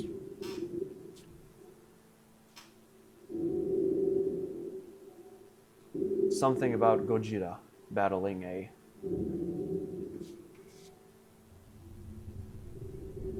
giant moth. Let's go! Yep, here we go, the big setup.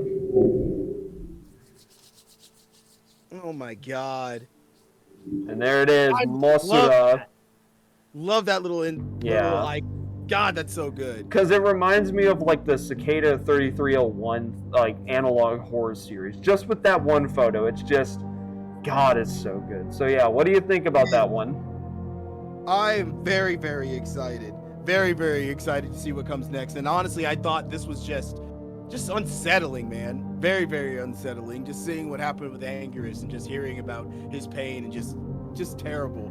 Yeah, well, it's also just like obviously this is a guy who didn't want to be in this situation at all. He clearly had aspirations and stuff for the future, and it was taken away from him by Godzilla, basically. So let me pull up. I think there's a translation for this one. Is there something in the... Yeah, there is. Let me see.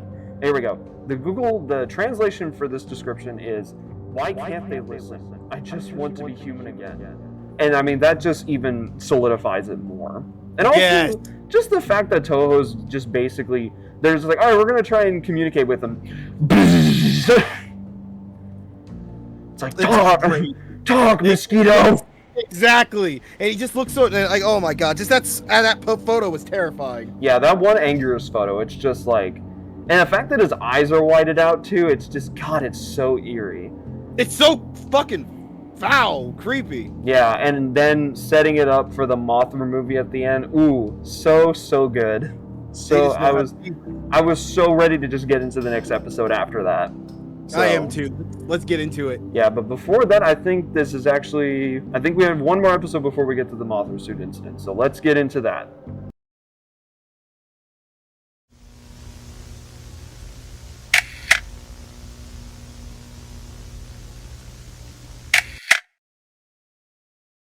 So, now that we've learned a little bit more about Anguirus, and now we have a setup for what's to come in the future, we have some unfortunate news. Godzilla has escaped. Let's see what happened. Let's do it, brother. I've tried to get off of this place. I've tried to get off of this situation and just leave Japan, but I've tried to. I'd probably be released. Wow, I had a stroke reading that. I went too far into this rabbit hole. Too far to the point I can't get out. Fair enough. It just keeps getting worse. This music is horrifying. It is. I think somewhere in the making of the new movie, the man in the suit somehow escaped. I think this is Godzilla surfaces in Fukuoka. I think that's the soundtrack for it. Just extremely slowed. How do I know this? I think it's just extremely slowed down. Which it works wonderful. Beautifully, yeah. It was on the news. I would buy that. Bro, same. That's so clean. That's a collector's item. Like, imagine if that was a real newspaper. You'd find that shit on Zen Market for like $100,000. Title, Monstrous Movie Monster Sighting. Monstrous movie monster. Sightings and witnesses have seen a creature that resembles a lanky and tall Godzilla. I could be a news broadcaster with my voice. Yes, you could. One late night couple started to travel home as the husband took some photos. The husband was a photographer and thought taking a picture of the road would be an inspiration to his next photo piece. Thank you for letting me pause it. I had a stroke at the beginning. No problem, brother.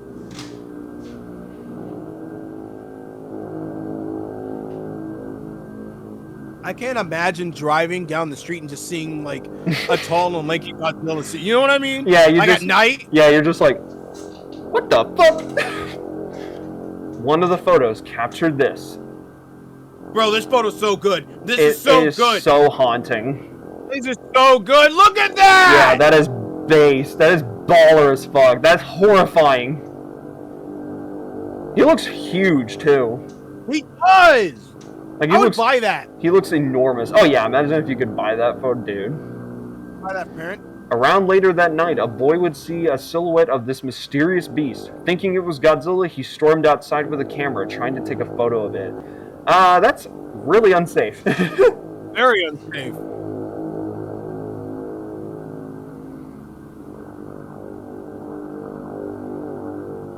But honestly, I don't even blame him. I would do the same. Yeah. These were the photos he was able to take. I think this first photo, it's like, holy shit, dude. Oh no, it's well, this one's really cool, but I think it's the second one.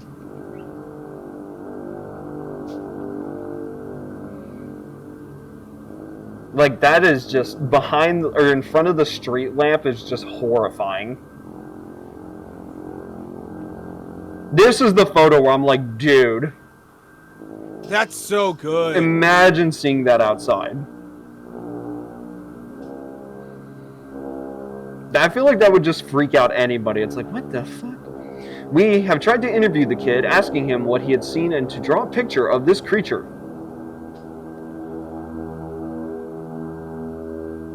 Well, I mean, we just saw it a little bit. Yeah.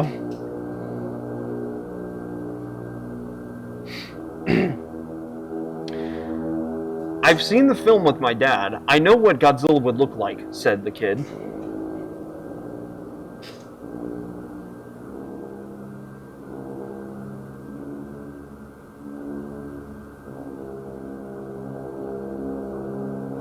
The thing I saw outside on the street wasn't Godzilla. The fact that he is mutated so much to where kids are like, what the fuck? Godzilla. I wonder what they're doing to make him look like Godzilla on the movies, though. Yeah, I think they explained it in the next episode, funny enough. The beast's skin looked fake yet real. Very uncanny. Ugh. Yikes. Ugh.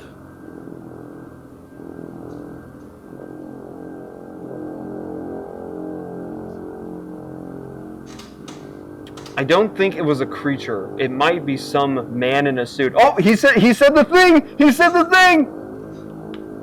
Oh my god! This truly was a man in the suit. Maybe we're all man in the suit. I don't know how I can explain his face. It somehow kept changing. I think it's because of the lack of sleep. What, from him or you? Bro, no, lack of sleep will make your face change. Yeah. Make your face mutate. But I do remember one of his faces. He quickly drew a drawing of it. And this drawing, it's like, dude.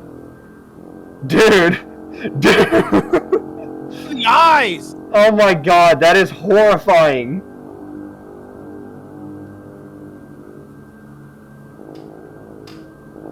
Toho got wind of this fast, explaining that it was a promotion for the new movie. Pfft, yeah, okay. They're promoting Godzilla vs. Mothra by having Godzilla stalk in a neighborhood. Yeah. At, like, in the middle of the night, by the way. In some random suburban neighborhood. It's like, sure, Toho, sure! Somehow they were able to stop any more copies of the story from printing again. But you can find one on Zen Market right now for $2 million. $2 million? And I made an investment. No, just kidding. I'm like, hello everybody, my name is Seismic, and today we're doing an overview on this newspaper. I have too many questions. What was he even doing outside? How did he even escape? What, were Toho able to catch him? I don't know. Oh boy. That's awful. When's the moth Absolutely appear? awful. Where's the moth at? There it is. Oh my god, I love that teaser. That is horrific. So there we go. That's the rare newspaper photo. And real quick for the translation, this place, the outside air, the cars, the windows, the house, did they just move on? Will we forget? And that's obviously from Goji's perspective. So what do you think about this one, Chris? I thought it was haunting. This is actually one of my favorite episodes as well. Yeah. This is the last episode I saw before the Mothra incident, because I have not seen this next episode. Oh shit! Oh my god! So now we're getting into uncharted territory for Chris here. Yes, exactly. So like this was all just like a nice fresh walk down memory lane and just rewatching all of this. So I can't wait just to see the actual build up, because I've been waiting for this for a while now, my friend. Yeah. A long while. So I am, oh man, but the previous episode, fan fucking tastic. It's actually one of my favorites too. Yeah, this one, what would you think if you saw Godzilla out on the streets, but you didn't know about the man in the suit thing? Personally, I would go out there, but second, if it's like 1 in the morning, and I'm like looking out there, and I see just a wobbly Godzilla suit like that, my first instinct would be probably be like, all right, someone's here to kill me. Yeah. No, that's how for me, this is my favorite episode. Like, for sure, without doubt, just because of the premise. I like the image of him on the road just standing there. because it reminds me of a personal experience whenever me and my friend were driving home. We were on like this more like desolate road, and while we were driving, suddenly this like guy just literally materialized out of thin air, and we passed him so fast we literally think it was a ghost. So it was horrifying because this like white specter man just appears from the darkness, but we were driving fast, so he literally just like we were like, what the fuck was that? It was pretty horrifying. That's insane. That sounds horrifying. So just like imagining you're going down like a road and all of a sudden you just see like, and in that photo as well, he looked like 15 feet tall. So just seeing that driving down the road and you're just like. You see, I love the way that he was drawn too, because he walked like he was still Godzilla. You know what I mean? Yeah. Just like you could tell he was making those subtle movements, but just, bro, seeing that at night and just with your headlights, so I'd be done. I probably wouldn't be a Godzilla fan after that. Yeah, I mean, if I saw that in the middle of the night, like if I peeked out my window and I just saw like a Godzilla waddling around, I would take a video of it, but I'm not going out there if it's in the middle of the night. I would just be like, what the fuck is going on? Is that? Yeah, no, that one, I think I definitely like this one because of the horror aspect and the photos, and also that drawing that kid did, dude. Oh my god, I love that drawing the kid. It's so good. Horrific, like really scary. It just hits that mark perfectly because it looks like the 1955 suit, but it's just grotesque. It is just disgusting, and his jaw was just oh my god. Yeah, no, it was really terrifying. Literally one of my favorite episodes, and then, oh boy. Here we go, Chris. You're going into uncharted territory now, and this is what made the series itself really popular. So yeah, this is gonna be fun.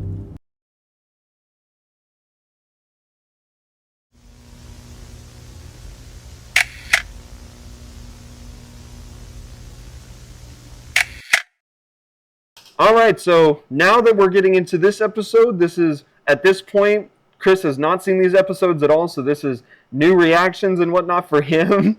And so I'll be obviously commentating for this so he can react to the fullest. And yeah, this is the Mosura suit incident from 1964. Let's do this. Let's get into it, bro. I'm real excited. I am too. 3, 2, 1. Alright, here we go. I love the red.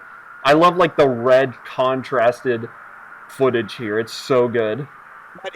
Oh my god. I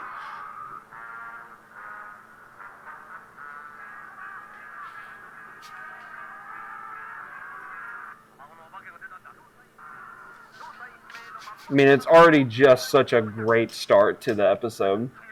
It is. This is wonderful. I love this.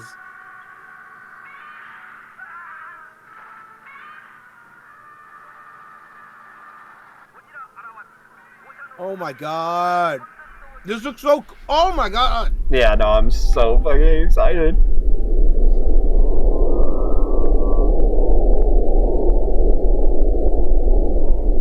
Oh, the spy I befriended has told me what happened during the same time the man in the suit escaped. He told me that something went wrong.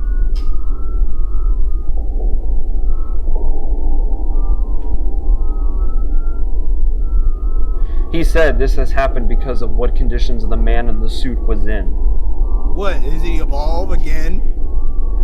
Let's see. I think it talks about, like, he was lathered in some paste that made him look different and a bit shiny.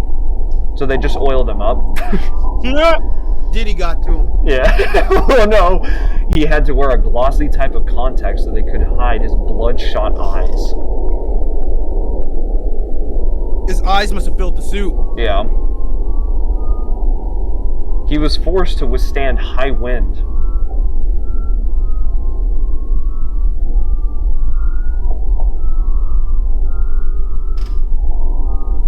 He was dragged around. That photo's kind of funny, I'm not gonna lie. Probably didn't like any of this. He was treated like a circus animal. Yeah, you think? Now you think. Yeah.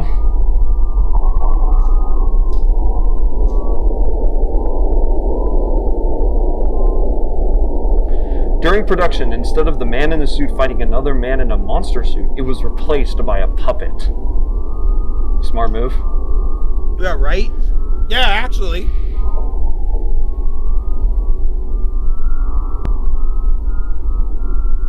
The man in the suit saw Mothra, the puppet moth, as a living being. He thought someone was inside the puppet because of how lifelike it acted.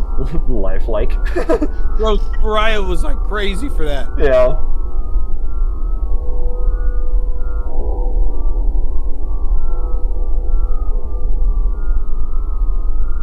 Toho thought this was a very smart tactic until they realized they had a problem. Uh-oh. Oh no. Oh no, what happened? What happened? Someone needed to be in one of the larva suits. Motherfucker, if you don't make that an animatronic right now... Right? Stupid.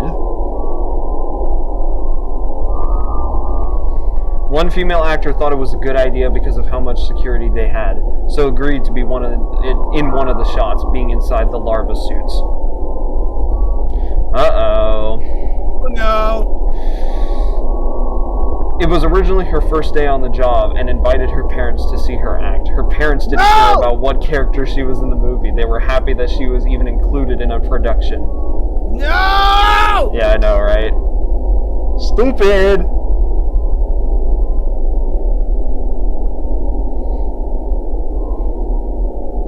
This is bad. Sadly, the amount of security isn't going to help her out of the trap she put herself in.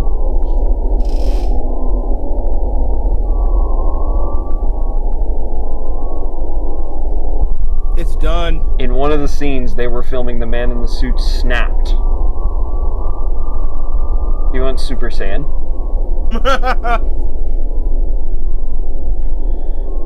Going after the Mosura puppet, biting into it. After realizing that the moth was a puppet, he would go ballistic and charged after the woman in the larva suit. Oh! Yeah, I know, right? There. Uh-oh. Yeah, there she is. Homegirl's got some stubby legs. Okay, I'm sorry. Well. Here we go. Oh, there he is. Oh, I love that silhouette they picked. That's a very nice one. The man in the suit charges forward against the larva suit. The larva suit had plenty of headroom for her to duck down, but that wasn't stopping them. But that won't stop the man from charging deeper. Meow. While her head gets bitten, her parents see everything.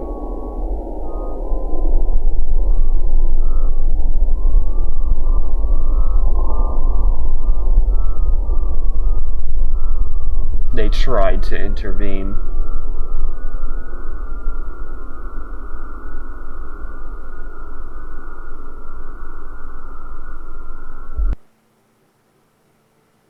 Oh my god.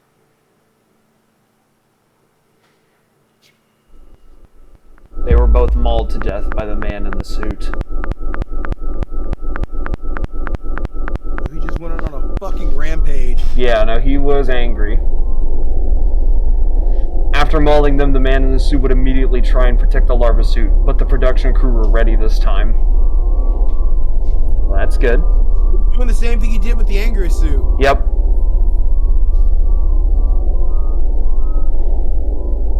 With tasers, they stunned him away from the larva suit. In some fit of rage, he barges through security and escapes. Oh my god, again? Yeah. Again? Well, this was before the newspaper thing. Or, like, before and in between. There was a team that was quickly dispatched to catch the man in the suit. 4 men were tasked to stay with the larva suit, wanting to try and get her out of the suit. Yeah, that's not really gonna work, is it? Oh, that poor woman. Yeah, no, that is. The spy was in the team to get the man in the suit. Oh shit. Oh shit. Oh shit. He's going after him. It took an hour to find the man in the suit.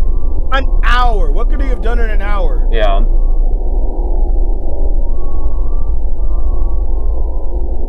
They saw him looking around the forest as if he was just wandering around and looking at nature. Yeah, homeboy saw nature instead of just constant concrete walls and shit, so... He touched grass. As if he was cough.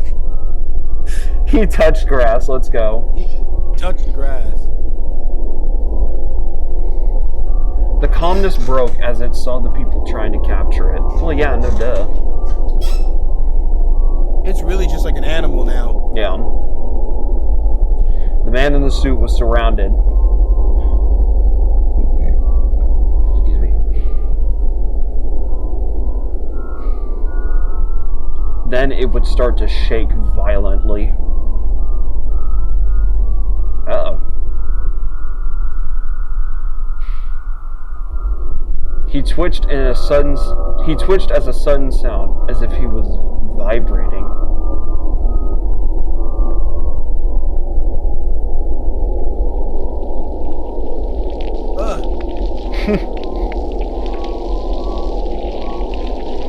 Oh my god. It vomited a red boiling liquid, presumably its own blood. Presumably his own blood.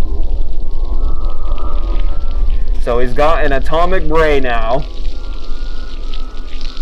Straight up Shin Godzilla.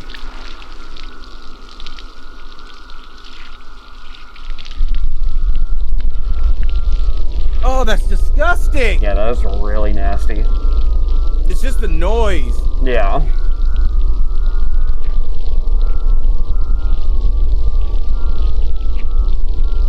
I'm just looking at the image itself, and it definitely seems like the liquid has like an aura around it. So it was probably as a last resort the creature had, but somehow they had a hold of the beast and took it back. How? How did you get a hold of it? How the hell did you get a hold of that thing? Thinking of how they did it in Red Dead 2 with his horses and lassos. Yeah, the spy took a picture of what was left.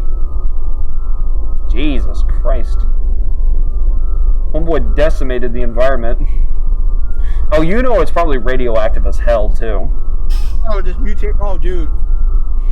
They left quickly to go put the man in the suit into a secure place.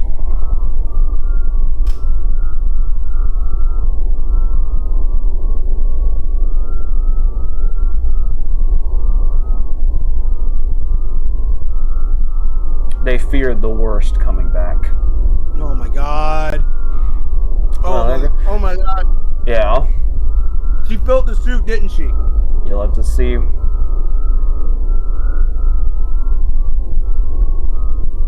Here we go. There's the white screen again.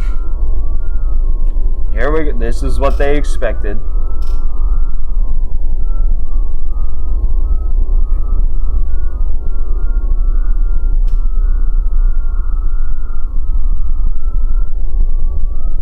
So that's what they expected to happen.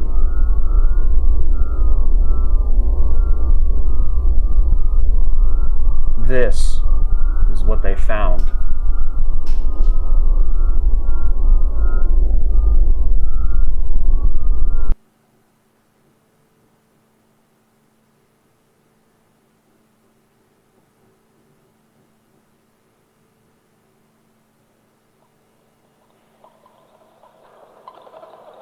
Oh my god, what?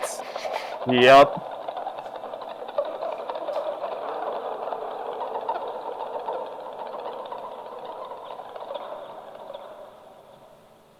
Isn't that crazy? That's insane. What? So, what are your thoughts? That was sad. That was so sad. Bro. So she became like a she's becoming like a bug, a moth. What the fuck? Yep. It's a lot. This episode really tracked on with a lot of people. Excuse me. You're good. Just the vomiting of the blood was one thing. The noise was one, but that transforming into a moth, bro, fuck that. I know, right? That's fuck that. Freaky as hell. Because it really throws you off. Like, it says, this is what they're expecting. And you expect it to just be the Mothra suit, but they already show what she should look like transformed. And you're like, wait a minute. That's what they should have found, right? And then it just cuts. And it's just the cocoon up on the ceiling. That's, oh, bro. She didn't even die. She lost her parents, bro. Saddest day of her life. Yeah. It's like, it's unfortunate that they tried to intervene, but what does a parent not do in that situation other than intervene? Exactly. Bro, what did you think? Yeah. Oh, dude, I mean, I watched this episode and I was just like, okay, this is why this series is so popular. And the translation for the description, all it literally just says is reborn. So yeah, she's literally just turning into a moth. And God, you imagine how painful that is too. Bro, because literally in a cocoon, they will secrete a fluid that basically melts them and then just reshapes them into a moth. Oh my God, that's fucked. Oh. So just imagining that, but as a human, it's just like, yeesh. Ugh. Yikes. Ugh. So yeah, no, this was definitely like, this is my second favorite episode for sure. I really like where this one goes. And I definitely think unknowingly, he bumped up production a lot for this one, because he started to tell that, like, you know, he was like, oh, my series is getting popular, I have to, so he like really put his all eggs into one basket, basically. And he did such a great job doing it, man. Oh my God, like yeah. Like you said, the production and everything's great, the lore's getting deeper, the stories are getting more visceral. I can't wait to see what's next. Yeah, no, it's awesome. So yeah, that's the Mothra suit incident.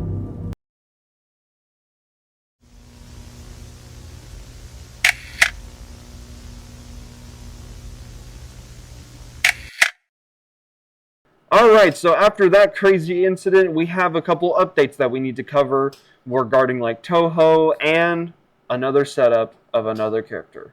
So let's get into this. Yep, let's do it. Again, this is another episode that Chris has not seen, so he's going in raw. I've gotten several updates on what happened after the Mosuda incident.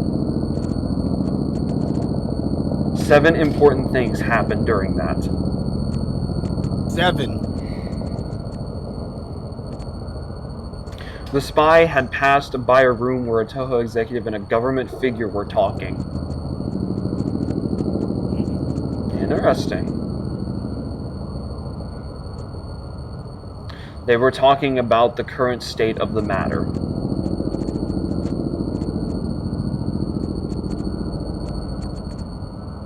Talking about the cocoon, the current state Gojira was in, the news, etc.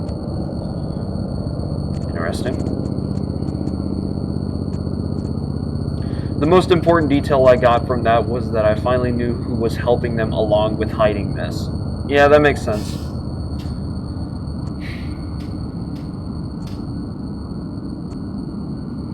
Secondly was the cocoon. The cocoon or chrysalis was forming in one of the warehouses that stored the props for filmmaking. So it's just still there? Yeah, they're just like, just leave it, it's fine. They got people to try and take it off, but when touching the cocoon, it sprayed an orange gas that flooded the room, presumably being something radioactive or poisonous. Oh my God, those people are dead who touched it. Yeah. They have to be. This is insane. Thankfully, quote-unquote, no one was hurt. They evacuated the warehouse instead of removing it if they want to keep it. Studying purposes?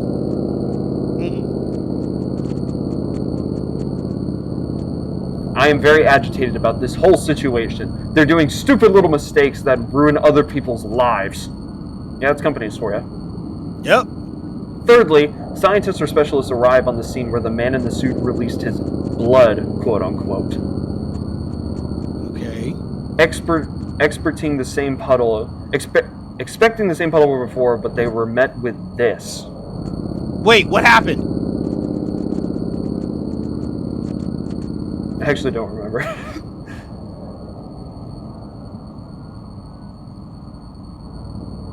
Smoke?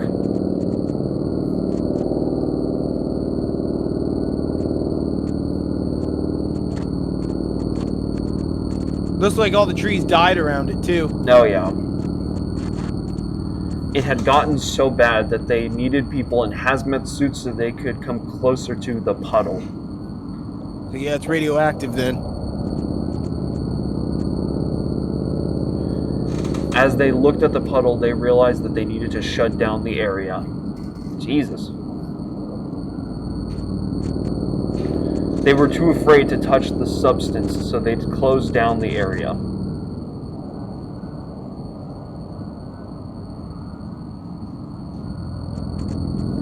Fourthly, someone in the scene of the puddle said that they could have seen an eyeball in the foaming puddle. They weren't too sure to believe their claims, thinking it could have been a hoax. At this point, anything is possible. Yeah, so that like reminds me of the deleted Shin Godzilla scene too. I was thinking about that. Oh my god. They weren't taking any chances, looking closer if they could find the eye in the puddle. Oh my god. Shit's just coming. It's like Shin Godzilla. It's all coming to life. Yeah, well, it makes me wonder if that puddle is going to start creating little mini man in the suits now. Oh, what if that's where the stun of Godzilla comes from? Yeah, they weren't successful for finding the eye in the puddle. The area around it was shut down.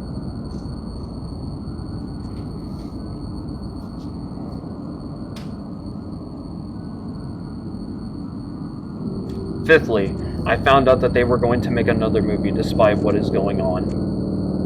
Oh, Toho, you silly Billy. Oh, Toho, they love their money. Yep. Money. Moolah. Sixth, I've gotten mail from one of my daughters. Congratulations, sir. She's just like, by the way.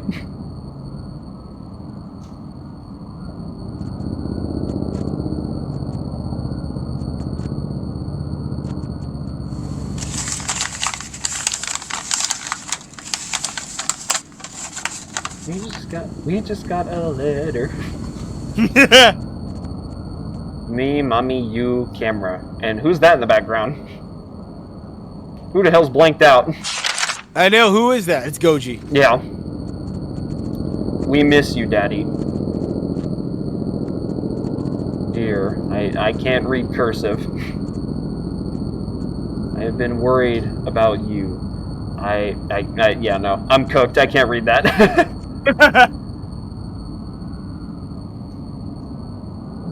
I miss them.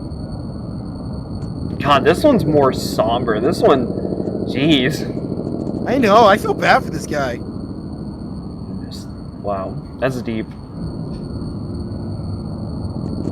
I'm stuck here, only here to show what happened.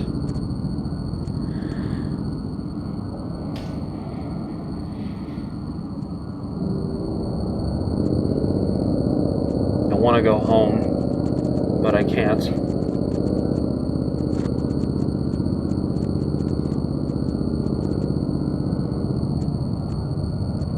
Last thing I got updated on was getting a concept art for what the new monster would look like. Oh no. Here we go. This time, I'm gonna try and intervene. And here we go. I can't let this happen. Not for the third time.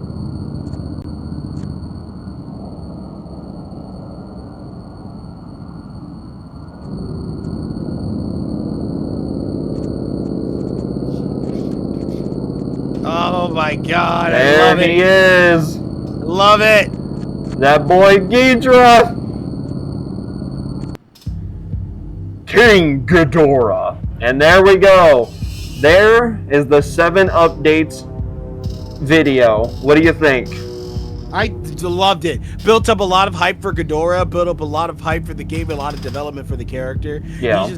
He just wants to go home, but he can't. He's got a job to do. He's protecting us, bro. I mean, oh my god, man. Yeah. Ghidorah's here. He's gonna come. I think this was definitely a nice episode to have as kind of a transition period between like that video and what we're about to watch next, because it gives us a little bit more information and context about what's happening and whatnot. And because like with the Mothra thing, it's like you can't just leave that unanswered basically. So I'm glad that Unknowingly made this video. And in the description of this one, this actually goes over the conversation between a Toho executive and the government like person. So Really? Yeah, let me read it. Alright, so this is what I heard from the conversation. We already made our deal whenever it bit onto the Anguirus actor. Yeah, but we as a company do not want this anymore. Too late. It was your fault you made the second movie. Then one after that. I get it, but why even keep it alive? Why do we have to keep it? That's classified information. But why must we keep it? If we took it and someone else is the abomination. Both of us are going to fall, but if you do it, we will be in your favor. We don't want to scare the public. Interesting. Besides, the deal was that we keep quiet if you supply us enough yen from your kaiju movies. What I'm confused about is whenever you took him to do audio test on him in 1956, there was a tape that was misplaced with a speech that angered him. It was some sort of misinput. You are positive? Yes. Why must you make our company associated with it, like the logo and everything? Didn't I tell you that answer? I apologize. Forgiven. I just want to inform you that we have a script in the works about a movie with a three-headed monster. And if you have another incident, don't worry. This costume will be fitted with some puppeteering. Thicker skin made of a material he can't chop on. We will be good. Good. If another incident happens, you will be stuck to make another suit for Godzilla. Hire a new suit actor. Make sure the suit is sanitized and clean. And what would you do with the man in the suit? That's classified information. And that's the whole conversation between Toho executives and the government. So the government knows what they need to do with them. They want to do something with them. Yeah. So that's man. And it's like, of course the government is helping with this. How would they not? Exactly. This is insane. Oh my god. So yeah, well, I mean, if it's making them money, then why not? So yeah, that's pretty much how that one goes. It's not like the most action-packed one, especially right after the Masato suit incident. But I still think it's good transition. You know, it is a very good transition episode. That's something that I really love about this series, is that it does give a lot of information and it does have these transitions. But yes, I'm ready to get started on the Ghidorah suit incident. I'm ready to see this one. Oh yeah, dude, you're gonna love it.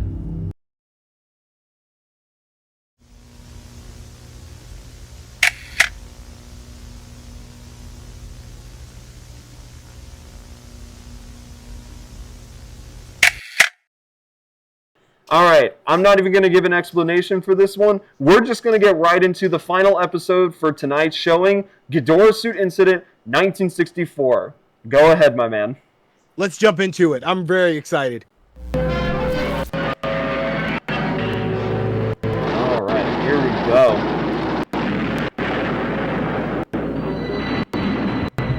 Rodan. I feel like the first time we've seen Rodan on this series, too. Yeah, it would be! There's our big boy. There he is!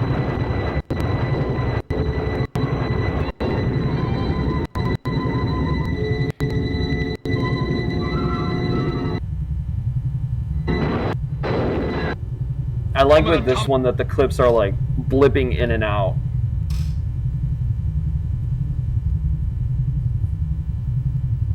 There, Toho decided to be more careful and cautious during filming their next film.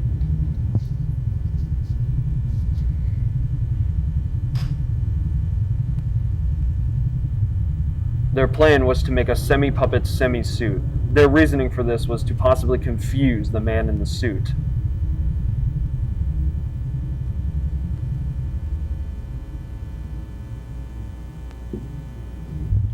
Toho had been testing with the new materials that would be resistant to heavy damage.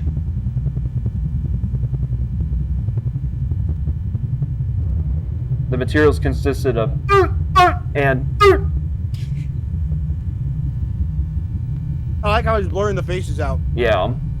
There's some good motion tracking on this one too. Yeah, it's really, really good. The lower body would have this toughened material.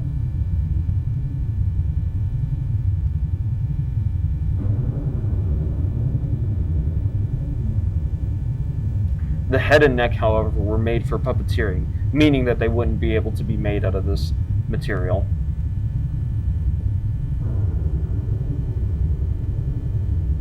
I'm curious about Rodan. Most other kaiju that were in this film were puppets, learning from their mistakes from last time. The larva for Mothra was now a puppet. You didn't think to do that the first time? That's what I'm saying! This time, I will intervene. What is he gonna do? What are you gonna do? He's gonna come strapped in. What? That boy pulled out the blicky for today. He was like, nah. I know it sounds risky to go into a workplace with a shotgun, but this thing needs to be put down once and for all.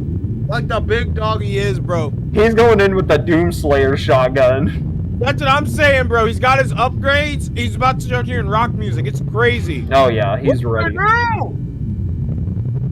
His appearance changes. I'm not sure how. It might be Toho's doing. They talked about it. Yep.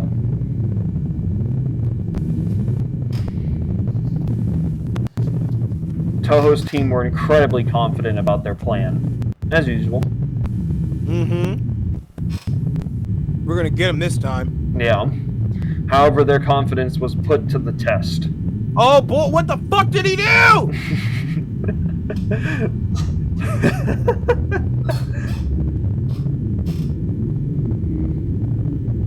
They only had one last thing to film. The man in the suit was behaving properly because of heavy security.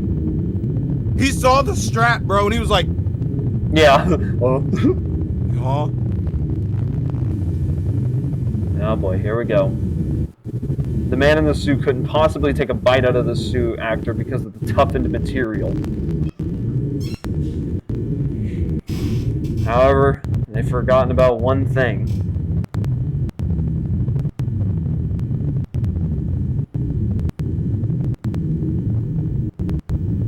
According to how it was built, the neck and heads were the most vulnerable parts.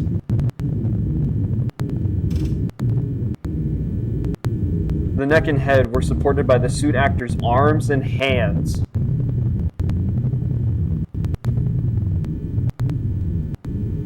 There was a contraption that makes it so the suit actor would pull the lever to open the mouth of Ghidorah.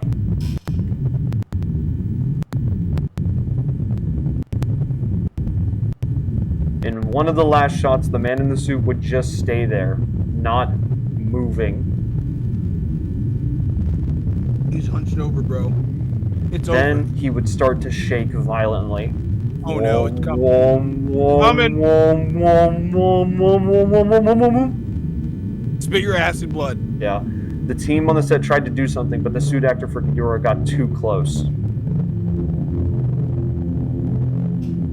Oh no. The man in the suit would bite onto the head of Ghidorah.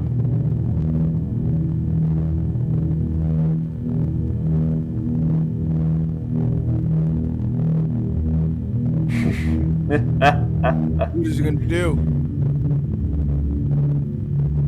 Oh my god! Oh my god! That's pretty visceral, isn't it? It is! He's like smooth textured too. The man in the suit would puke the same red boiling substance from before into the Ghidorah suit's head. Oh my god! And then oh my god! Yeah, so he showered that suit actor in a blood. The acidic substance ran through the suit actor's arm, then that supported the neck. Isn't that crazy?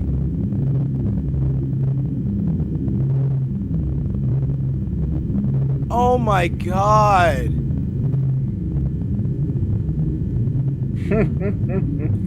This was when I started to enter the studio. However, some of the workers there were confused. More confused by you than what's happening? Yeah. I'll just wait. They might be confused about me bringing a guitar case, the shotgun I brought being inside of it.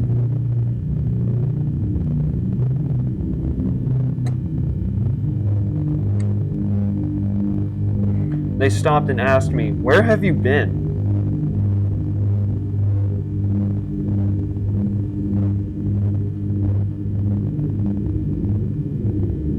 I asked, "Wasn't I fired?" Oh shit. Oh shit.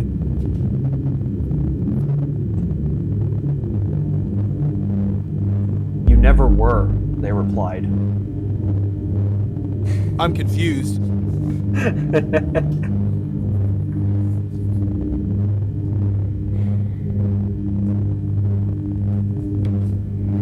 Here we go. As I barged through, ignoring their comment, I realized that the set they were had a power box in the room.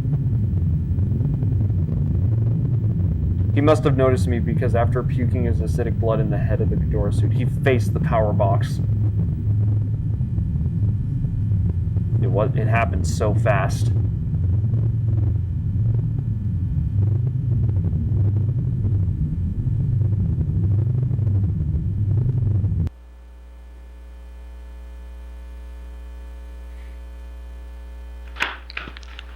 We actually have 3D animation. That's crazy! And that's super cool.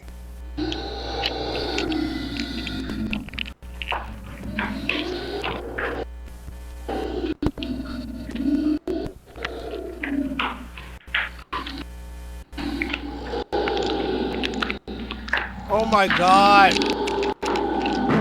Running through the halls of Toho.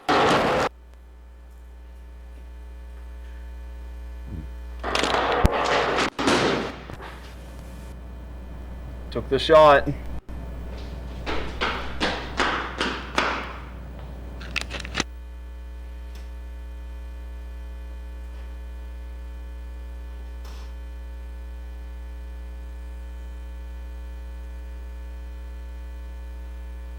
Homeboy blew his head off entirely. Yeah, he did.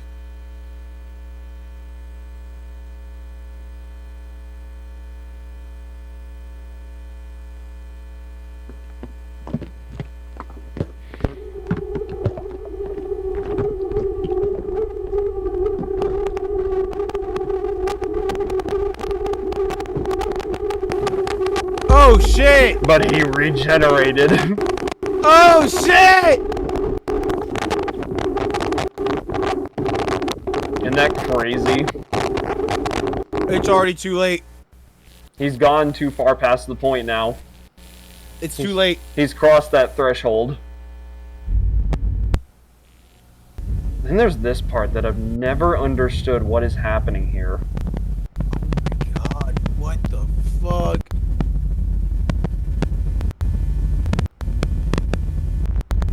What the fuck?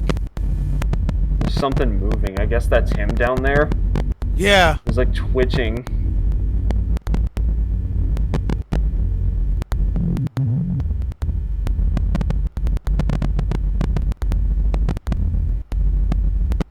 It's disturbing. This whole scene right here, this ending is just so abstract and strange. It is.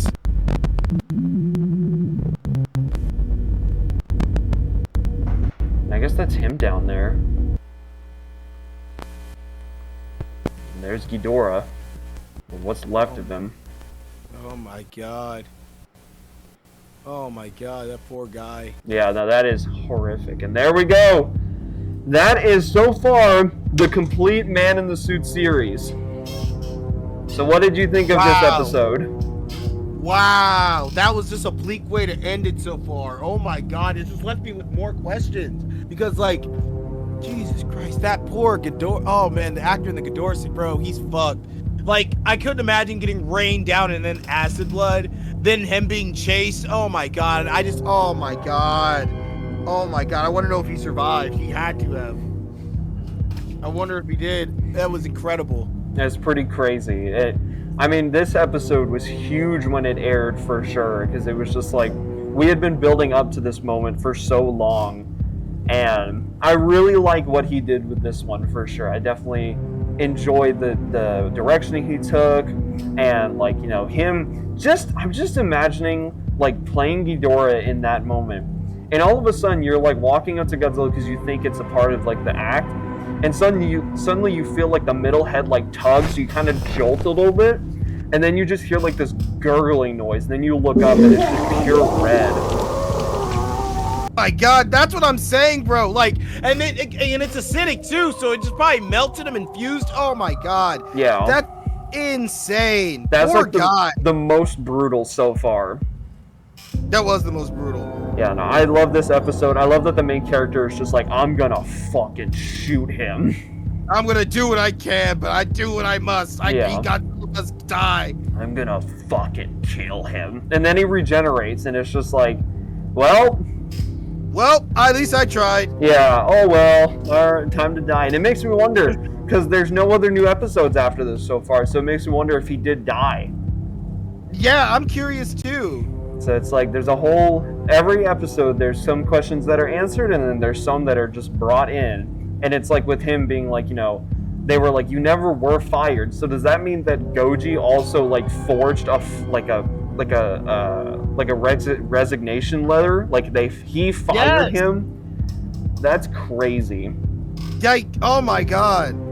And then in the translation for the description, it literally just says, "You can't kill God." So it's like, oh yeah, we are so past that point now of even trying to stop him. We are so back. We have never been so back. Yeah, so that's where we're at so far, and I feel like that was a good way to end off our marathon, because it is such a bombastic ending, and it just leads into so much more. And this would be fun to do as like next year as well, when more episodes are released. Watch those. Oh my god, yes. I can't wait to see where they go next with the story, because what canonically is next? It would just be more Rodan, Godzilla and Ghidorah next. Yeah. Yeah, honestly. More Godzilla and Ghidorah, because then after that it was what came after? So you had Godzilla vs. Monster Zero, Invasion of the Astro Monster, and then I'm trying to think. Son of Godzilla? Yes? Maybe, let me see. I can literally just look up Cinemassacre's Godzilla-thon. Oh no, it's gonna be Godzilla vs. Ebra next. Godzilla vs. Ebra? Because then you have Godzilla vs. Mothra, Ghidorah the Three-Headed Monster, Monster Zero, Godzilla vs. the Sea Monster, Son of Godzilla, and then Destroy All Monsters. Ooh, so that's what's next. Ebra. Interesting. I wonder how they're gonna do Ebra. He just eats him. He just eats him alive. Yeah, because that would be another guy in the puppet, right? Yeah. So yeah, but this is, God, what a way to end off the marathon for tonight. Getting all the way up to Ghidorah. We finally made it. They did. We made it. So everyone is here. Everyone is literally here. This truly was a man in the suit. So yeah, I would say now let's just transition into final thoughts and we'll conclude this off. Hell yeah, man.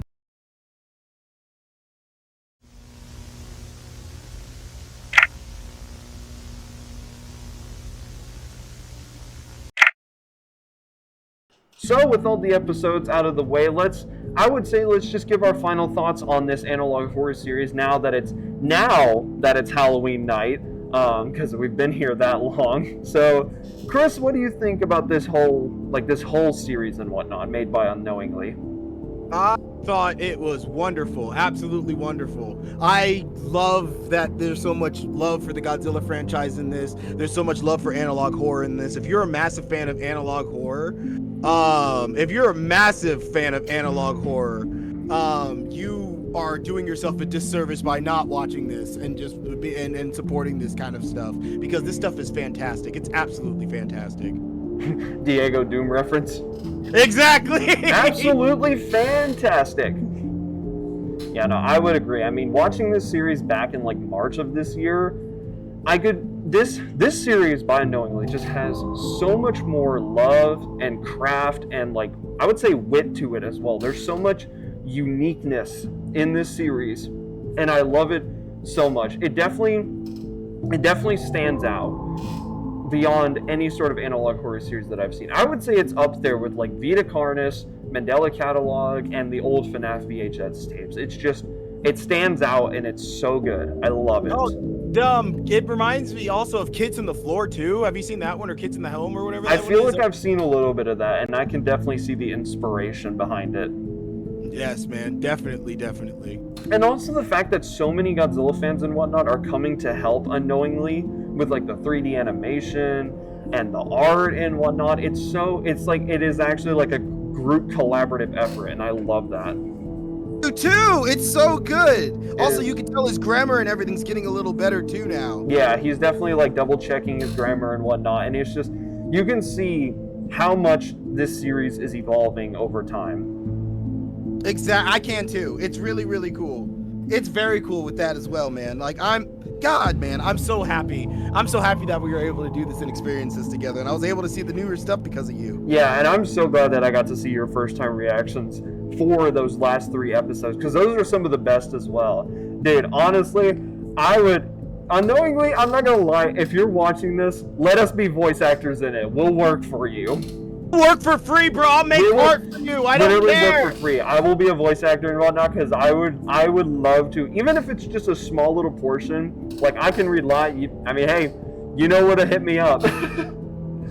Yeah. You know where to hit me and Chris up. We will work for free, and we will work efficiently for you, because that would be an honor to do that.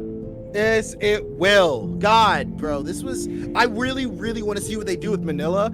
I really want to see what they do with Mechagodzilla. Oh, God, I dude. really want to see what they do with Destroy All Monsters, because I feel like that right there will be the culmination of everything. Yeah. I feel like that is actually what they're leading towards, is that's going to be their big event, which I kind of hope so, because that'll be fucking dope. Yeah, like what you said whenever they were doing the 7 updates video, like whenever they said there was an eyeball in the puddle, I think you said like maybe that's a reference to Little Godzilla, and that would be interesting if Minya came from the puddle itself. That's what I'm saying. That's what I think that's gonna happen. Like Minya's gonna come from the puddle itself. Like, I would love that, and I definitely do feel like Destroy All Monsters could potentially be like the finale to this series, which I think would definitely work, like without doubt. So that's like, doubt. I love like getting all like the community post updates from him. I love seeing, like the teasers, even some of his other works that he's done, I think are great. He's just good at what he does. And for such a young person as well, it's just like, it's mind blowing that he's been able to do all that. It's crazy. It is crazy. It's gonna be. I can't wait to see what else this does, man. I would love to like one day make a gift for Unknowingly, like a statue of the man in the suit, like this big. You know what I mean? Yeah, dude. That would be amazing. But yeah, it's just. I mean, what even is there much to say? He's evolving with every video he makes.